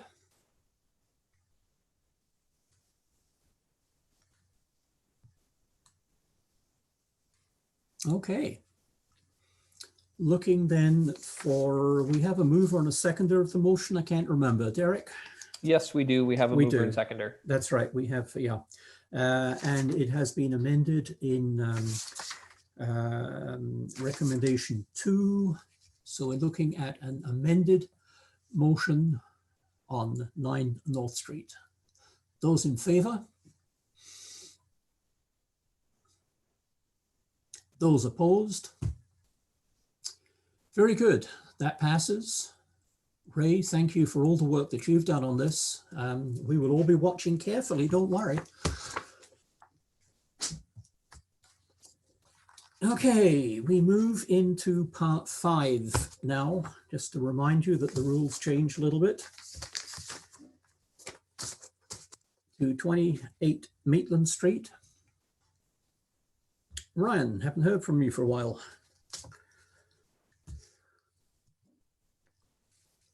Thank you, Mr. Chair. Just getting just getting the presentation up now, Ryan. Yep. Thanks. There you go. So this application is in the Old Sydenham district. It's on the southwest side of Maitland Street. And if we can advance to a couple of slides, you'll see some context maps on where we're talking about, south of King.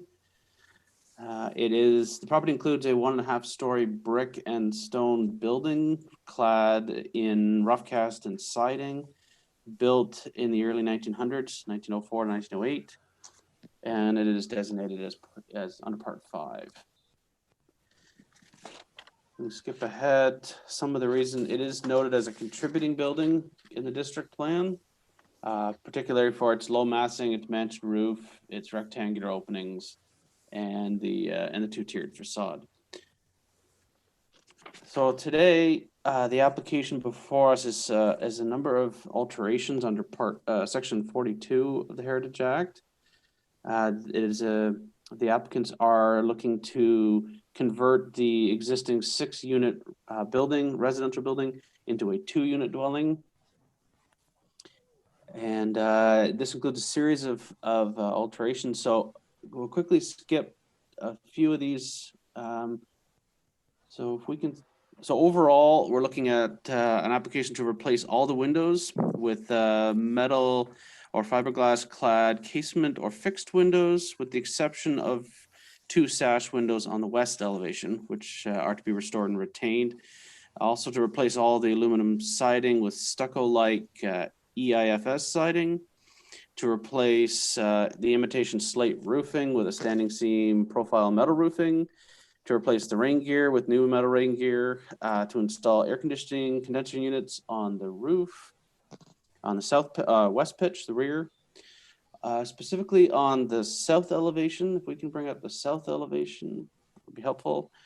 The applicant's looking to enlarge an existing window opening at the east end and create a new door opening on the west end to accommodate the installation of 2 sets of glazed double doors.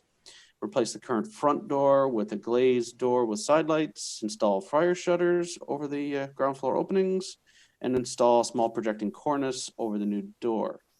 We flip to the east elevation.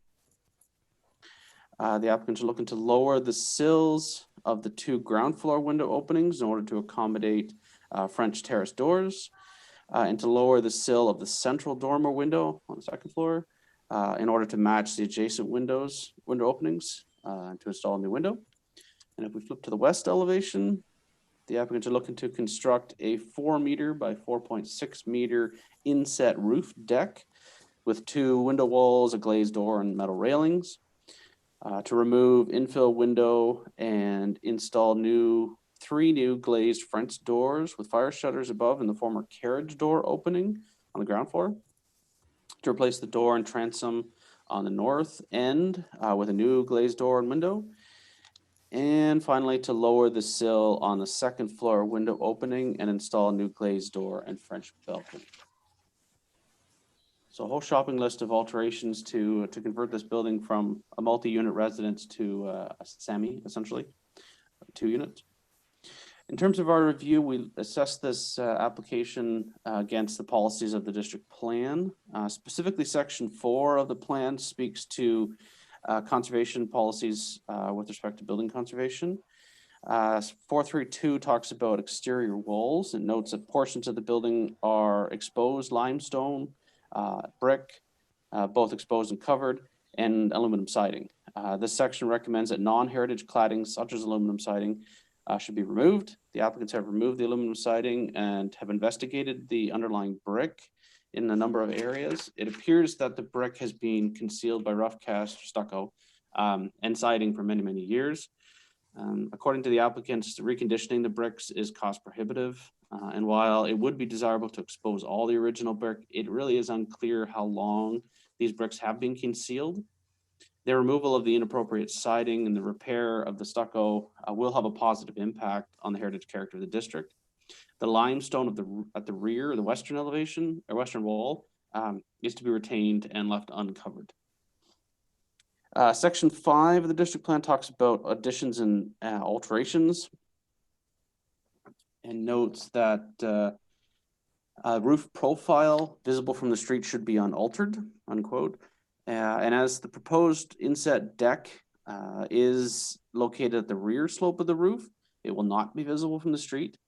This section also notes that the replacement roofing should be compatible with the age and architectural style of the specific property. And as noted, staff's opinion is that the metal roofing is appropriate for the style and age of this building. The policy goes on to talk about windows and notes that you should not alter the location, size, and shape of existing windows facing or visible from the street. So specifically on the front elevation, as I mentioned, which is the east elevation, the applicants are proposing to alter the length of 3 of the windows, 2 on the ground floor, 1 on the dormer. The purpose of this policy is to protect against the past practice of taking small historic window openings and enlarging them to suit larger modern period inappropriate type windows. Further, window openings, particularly those on the front or primary facades, are important heritage attributes of the district. And any alterations to their original form can have a significant impact to the character of the streetscape. But with regard to this specific application, the height and placement of the window openings is not proposed to change. And while they are on the front facade of the building, they are set back over 20 meters from the sidewalk in the public realm. On close inspection, one may be able to notice the change of the window's length. However, their shape are as noted in the property inventory, and their variety of sized openings will be retained.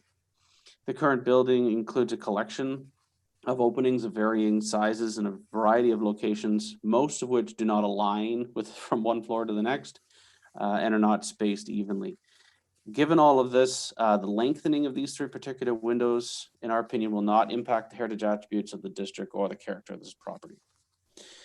Section 532, I'll point out notes that one should avoid replacing hung sash windows with casements or other windows.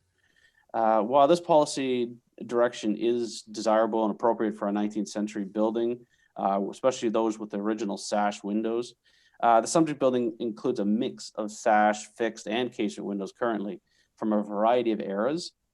The applicant proposes to unify the appearance of the building by installing all new multi-pane casement windows in a gray tone that matches the roofing and complements the gray-green tone of the new siding. Given the eclectic mix of architectural styles represented by this building, the use of either sash or casement windows, in our opinion, would be appropriate. So, Mr. Chair, we circulated this application. There are a number of comments in the report. Of course, building permits are required. Forestry strongly encourages the applicant to enlist the services of an arborist when looking at root excavation. The planning team noted that a minor variance application will be required in order to address a number of non-complying provisions, including setbacks and parking requirements in the zoning bylaw. And in terms of the comments received from the committee, they all noted support, and we had no outstanding concerns. So, Mr. Chair, the recommendations are on your screen, and there are a series of conditions which take up a whole nother screen for this application. Thank you. Good, thank you very much. Committee members, can you confirm that the dash comments you made have been correctly put into the agenda? Do it the other way around. Anybody have concerns? Okay. Members of the public wishing to make comments. And I'll just step in and remind any members of the public or people on, if you wish to comment, you can use the raise hand button at the bottom of the list of participants. If you don't have the list of names of people participating, merely go to the bottom, click on participants, and then you'll have that up. So we'll give them a few more seconds, Mr. Chair. Yep.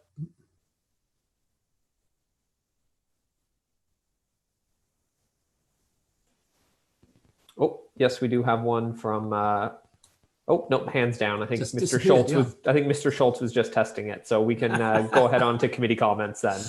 Okay. Sorry, Mr. Chair. Mr. Chair, it's James. Mr. Schultz does want to speak, and he is now live. Okay. Yeah, am I on here? Yes, you are, Jerry. I'm not sure at what point I'm supposed to comment, but I would like to raise one question. So among all of the recommendations, we are in favor of all of them, but we would ask you to reconsider one of them, and that is number 6, which specifies that the windows on the east facade, or the facade facing Maitland Street, are to be aluminum clad. And what we would like you to consider is to allow fiberglass clad windows in the same profile and the same mutton pattern in this location. And really the reasons are, this is a background building, and what's mentioned specifically in the district plan is the general arrangement of the windows. These windows are original in most cases, or the openings are original, or they've been there a long time, but the windows themselves are not. These windows, as Ryan mentioned before, are about over 20 meters back from the street. The appearance would be the same as the aluminum clad windows. And these windows are also more economical. So we're asking you to consider changing that recommendation number 6 to permit the fiberglass clad windows by Marvin in the same pattern and mutton arrangement as the aluminum clad ones. That was the only comment that we have where we agree with all of the other conditions. Okay, sorry, I was on the wrong page at that point. We're talking condition 6, which says all windows facing Maitland Street shall be clad in metal with muntins applied to the exterior of the glass. And you are requesting, can you just reword that again? I'm sorry, Mr. Chair, I'm going to interject. This is a Part 5 application, so the committee can only approve or deny. They cannot make any amendments. Ah, okay. So Mr. Schultz's comments have been noted. I see Mr. Leary has his hand up, so I'm going to go ahead and allow him to speak. He may be able to add some context. Okay. Go ahead, Ryan. Thank you, Mr. Chair. I apologize if you hear my kids yelling in the background. I just wanted to note the purpose of that condition was actually with respect to the mutton bars. It was actually an oversight. The applicants did in their application note aluminum clad or fiber clad windows, and we certainly have no objection to either. So I'm happy to change that before it goes to council as appropriate. Mr. Secretary, can he change it? In theory, we can amend it here, but the staff can work and make the proper correction before this goes to council. So it can't be dealt with here, but we will find a way to make it work. Excellent. Thank you very much. Other members of the public? And seeing none, I don't think. Committee members, comments and questions?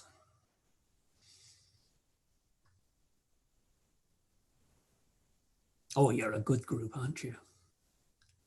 Seeing nothing at all? Last chance there? Nope. Okay. Motion. Remembering that it cannot be amended or deferred. It's approved or otherwise. Do I have a mover of William? The motion, which is considerable, the recommendation, followed by the 9 conditions. The seconder. I saw Gary first of all. Councillor Oosterhoff. Any further discussion? Matthew.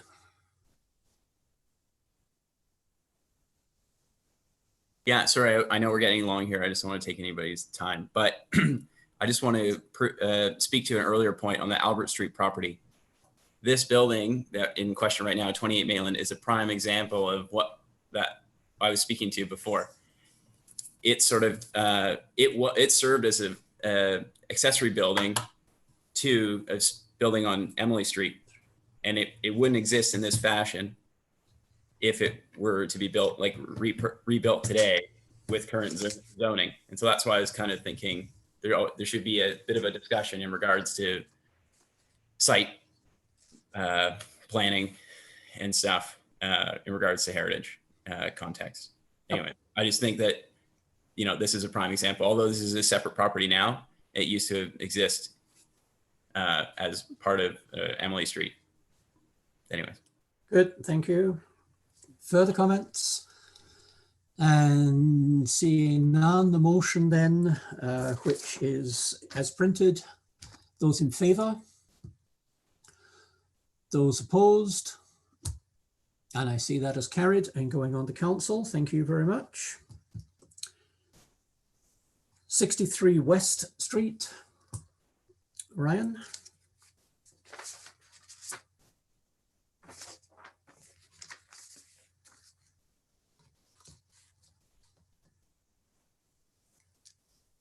Thank you, Mr. Chair.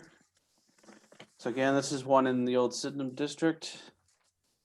We can flip ahead a couple. It is on the northeast side of West Street, adjacent to the city park. It includes the northernmost unit of a 2.5-story brick 4-unit row house built in 1874, known as Westbourne Terrace. Skip ahead 1 or 2, there you can see the picture of the house. There's the row. And we'll go skip ahead once more.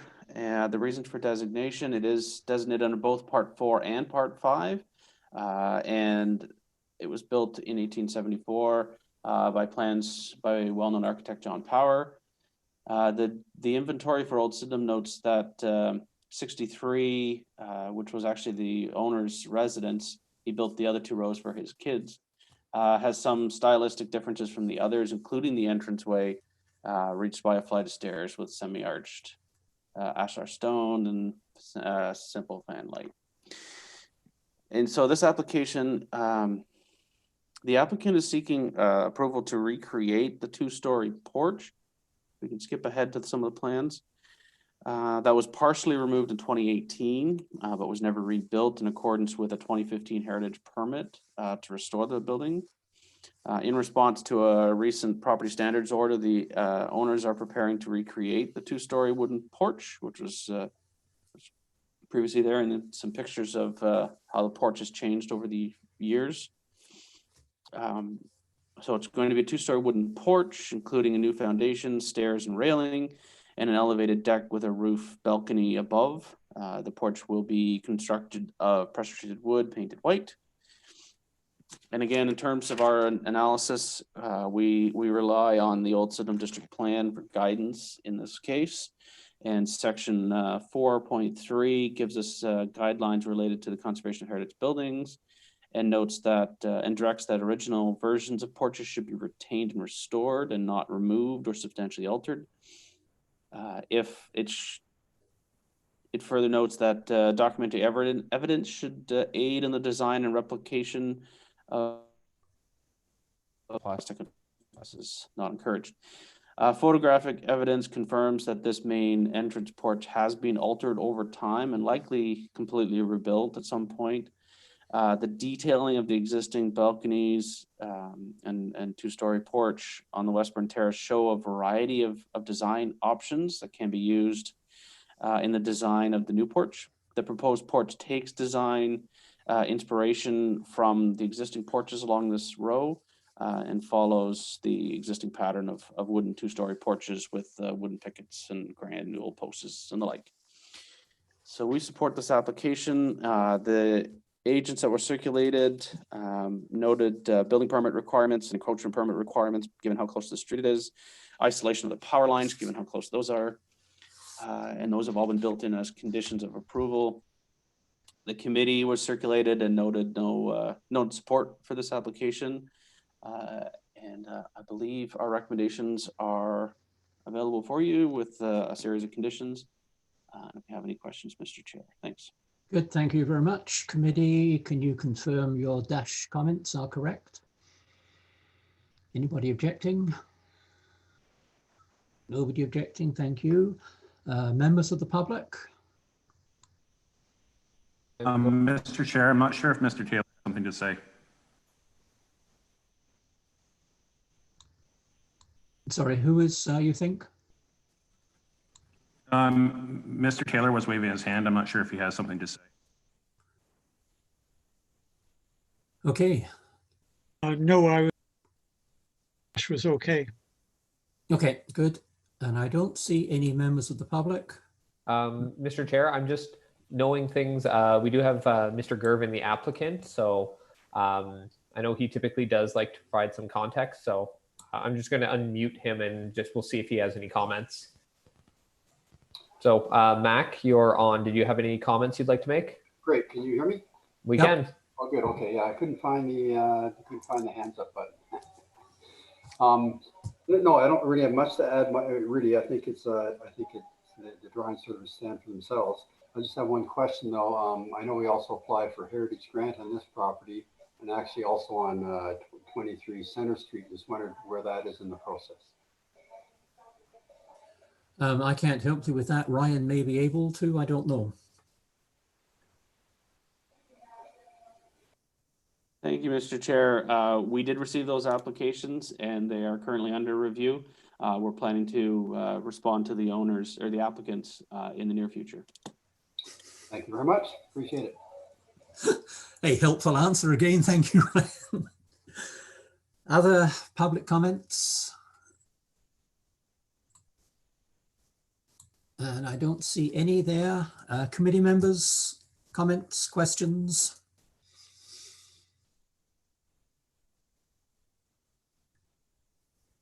Seeing none, a motion and a seconder. It's as printed. Don moving, Jane seconding. Discussion then on the motion, moved and seconded. Oh, Mr. Chair, I have Don with his hand up here, so I'll unmute him. Okay, done. Just a minor comment, no problems with the porch, but I think it said the color would be white. Not all whites are equal. I hope this will be a soft, creamy sort of white rather than a glaring hospital kind of white. Thank you. Thank you very much. I presume Mac heard that. Other questions, comments? Seeing none then, this is a recommendation to council as printed.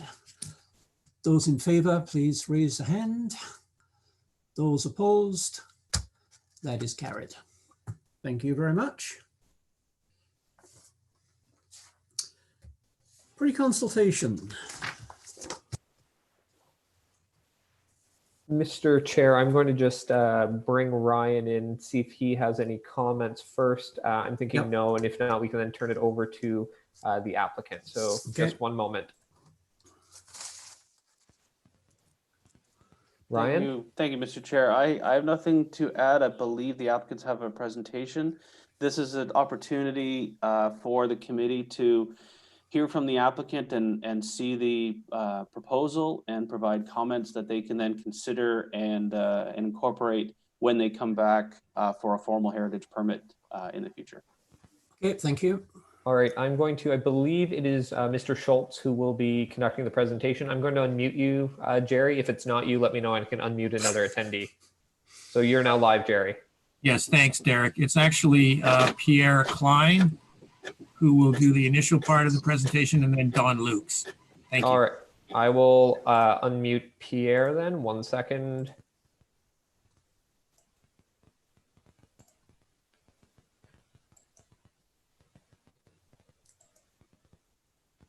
Okay, Pierre, you're now live.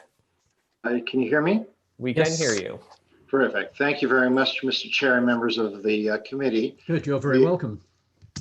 To have that opportunity to address you, of course.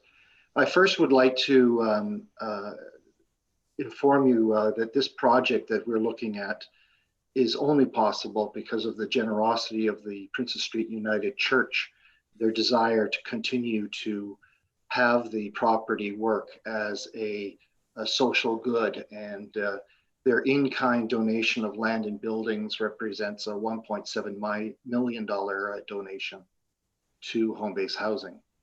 Home-Based Housing is in the business of ending homelessness.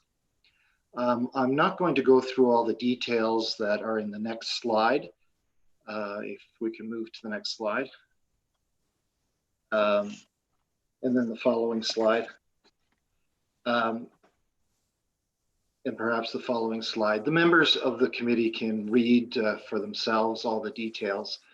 But we're really concerned about making sure that the commitment we made to not only the congregation, but to the site itself for its historic preservation. The city currently reports that we have 35 known homeless youth on the streets. This is a significant issue. And if we're going to end homelessness for adults, we really need to end homelessness for youth.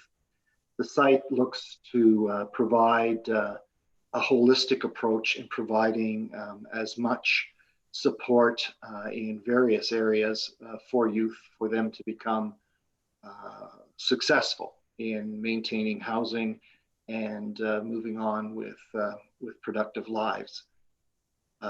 And as I said, if we want to end adult homelessness, we have to end youth homelessness, as the information and stats show that youth homelessness tends to end up in adult homelessness if it's not dealt with. The project is about community. It's about our youth. It's about continuing to deal with the less fortunate in our community that are less fortunate than ourselves. It has an aspect of a cultural center and community use spaces, including for the use of the public, a parquet that will be preserved and hopefully not diminished by city requirements, to also serve as a public gathering space. Heritage is more than just buildings, it's also about function, and the church, its history of providing assistance to the less fortunate will continue in our process and of course our use of the property. I'd like to actually turn over most of the discussion to Don Locks, who's our expert in heritage, to speak to the heritage issues specifically. Okay, Don, you are now unmuted, and Pierre, I'm going to mute you back. All right. Thank you very much for giving me a chance to speak. Pierre has basically talked about what I think is the primary issue here, which is community benefits. And I have to say, as much as I support heritage, and I have my whole career, and also as I hate to support demolition, some things you have to balance the importance and the values. And in this case, looking at that site, looking at the shape of the site on a corner, Albert and Princess, it's constrained, and the primary buildings are being repurposed, and they're the most visible aspect of the church itself. The sort of Edwardian, sort of Victorian detailing of the brick and the stone, the shape, the iconic shape of the church roof and everything, and then the building, the meeting hall building, which will form the base of the residential building. These are, to me, the two most important buildings on the site. As you think about the manse around the corner, it looks to me like an earlier building, a fairly common type of sort of Victorian residential.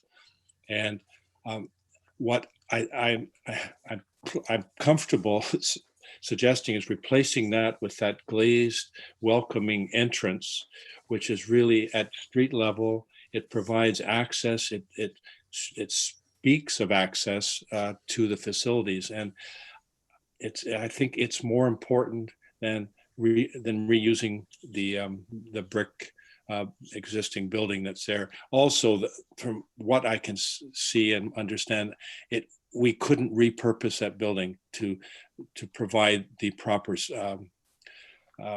access and entry and this whole center for the youth, the skills training and everything. So that's how I can support the demolition of this based on the community benefits that the rest of the project provides. Thank you.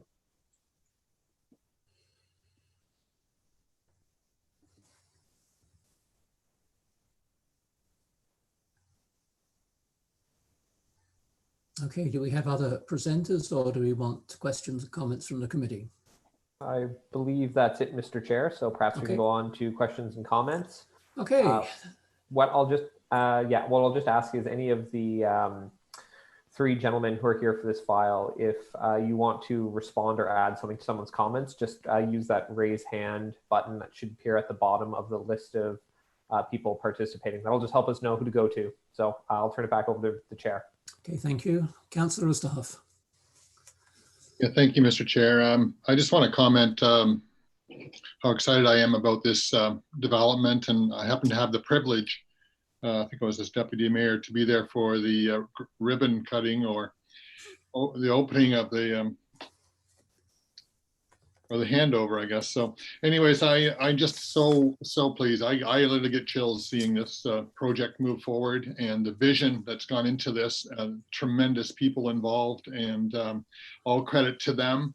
And the history and the legacy of the people of Princess Street United will continue on, and the good that it's going to happen in our community. And I just the benefits are going to be unbelievable, and I just hope that we can help escort it through and be a terrific structure and building. And I just want to commend everybody, and it's so exciting, and I would love to see it carry on as quickly as it can be. Thank you. Good, thank you, Councillor Tough. Other comments? William. Thank you, Mr. Chair. I want to agree with Gary. This is a really well-needed, well-deserving project for the city of Kingston, and the members of the organization that put this together, they should be really congratulated. I fully support this development in any way I can. Good, thank you. Others?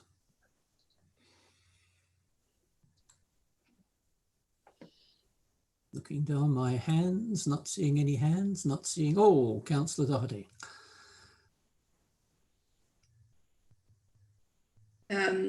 Yeah, I also really support this. It's fantastic, and we all agree that the need is there. I just want to make one comment, but maybe this is kind of Derek. I was just noticed that Peter Klein would like to make a comment too. I don't know if you saw that, Peter, as well in the chat on the side. Yep, I did see that, Councillor Doherty. Okay, but I did also want to just say that the view from Princess Street, I can imagine, it looks like that's the stairwell, but I just wonder if if something could be done there to make it, to create more of a little bit of more of a curb appeal. And I'm sure, and I appreciate that, particularly a project like this has a tight budget. So I think we need to recognize that. But I wonder if there could be something done with that wall facing Princess Street to add a bit of curb appeal. Mr. Chair, I'm just going to unmute Pierre and give him a chance to comment on that or pass it off. Thank you. I'm sorry, I don't see a hand anywhere. Don't worry about it. Okay. Thank you for your comment. Are you referring specifically to the Princess Street frontage of what would be the training center and cafe?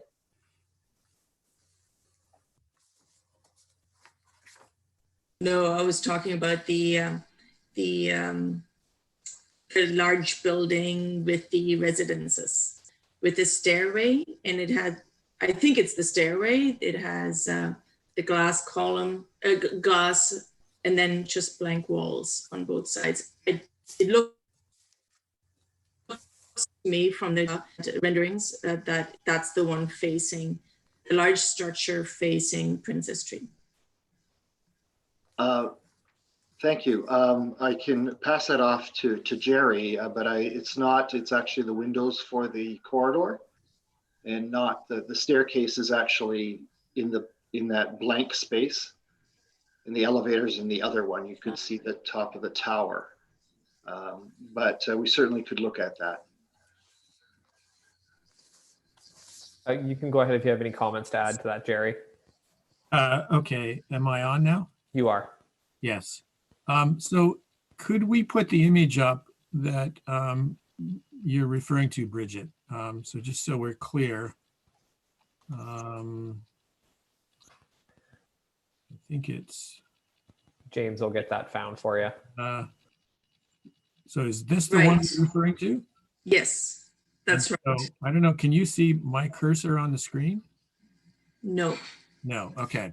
So it's... Oh, now I can. Okay, the facade facing Albert Street is what you're talking about?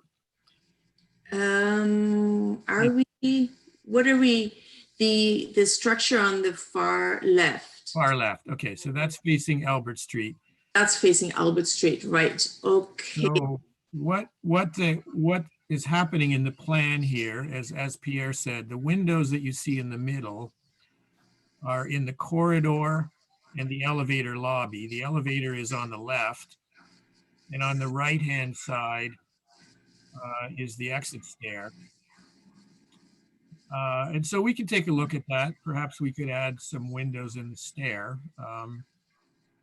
there's a kind of a limit to that, but we could certainly look at that. And it's actually one of the comments that Dawn made when we were discussing this a couple of days ago. So we'll certainly look at that as these are very preliminary drawings, and we wanted to meet with you today and then have some feedback as we develop the plan. So thank you. Thanks for that. And I appreciate that, like, cost is, it's important in a project like this because construction is so expensive. So I certainly don't mean for my comment to add a lot of cost of it. It's just that we do need to think about streetscape as well. So thanks for considering that. Good, thank you. Other comments, questions, thoughts? There's a lot to think about there, and I'm sure people are going to rethink. Don? The committee members should be very pleased with the overall plan, and looking over the comments that were made, I think there's general approval, support of the main residence building with the one condition that the siding should be of a kind of subdued color rather than a bright color, so that it doesn't detract very much from the church building. But I think for this committee, the big problem will be the proposed demolition of the manse. For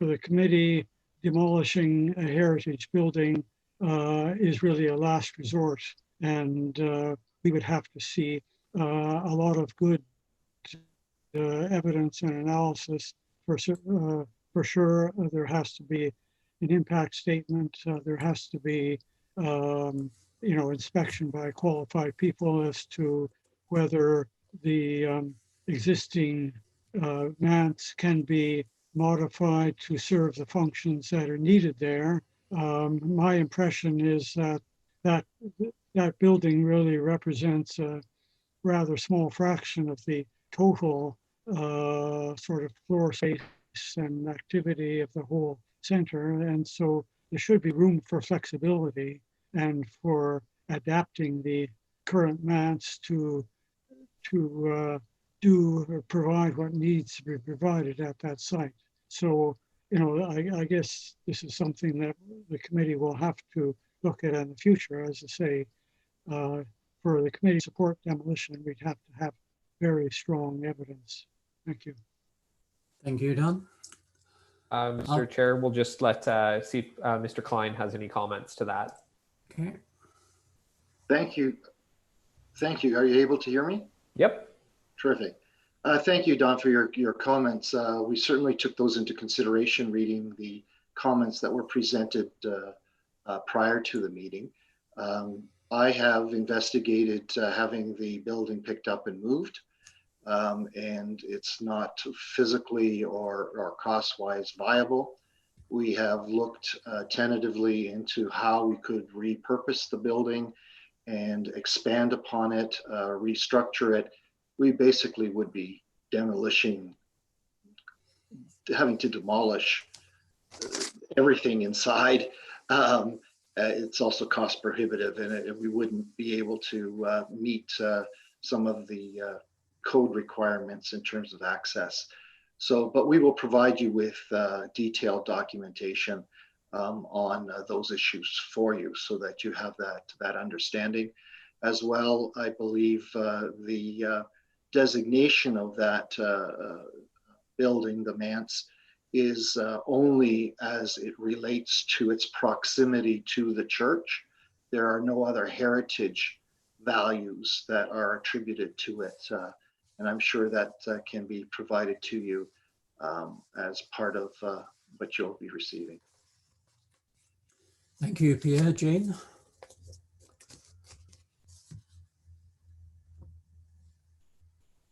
Okay, how's that? There you go. Good. Great. Yep. Okay.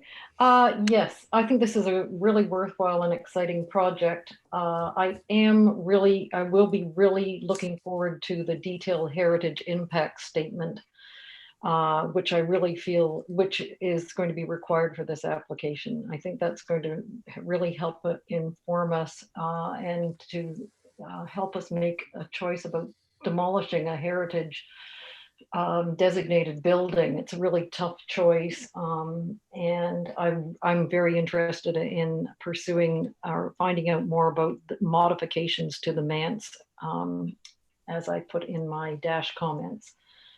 So I'm looking forward to getting basically more information from the applicant. Thanks. Thank you. Looking for other hands. And seeing none. Derek, do you have any others? Mr. Chair, no, I'll just, maybe we'll turn it back to Mr. Klein just to see if there's any final comments from his group that they can make quickly. Final comment from there. Thank you. Pierre, you're unmuted now. Thank you very much. Just thank you very much for allowing us to appear, and we look forward to reviewing the comments that have been made and providing you with the detailed documentation and information that you require to make a further decision. Thank you again. Good. Well, thank you very much for what you've sent, and we look forward to seeing you again sometime. We go on to E, the 2019 Heritage Kingston report card. It's printed in your agenda. There is a recommendation that the 2019 Heritage Kingston report card be approved as a summary of the work accomplished by the committee. Looking for a mover for that before we can discuss it. William, looking for a seconder. For Bridget, thank you very much. Discussion, questions on that? It's a requirement of council that we produce that. Our secretary, he did it ably. Seeing no comments, then the recommendation that Heritage Kingston recommends to council that this report card be approved. Those in favour? Those opposed? Good, thank you very much. The working group reports you have there. And my memory is that they need to be received. Is that right, Derek? That's correct. We can just do it as an omnibus motion for the two reports. To receive the two reports. Do I have a mover to receive those two reports? Thank you, Don. A seconder, Councillor Doherty. Questions on any of them? Seeing none, those in favour of approval of receiving them?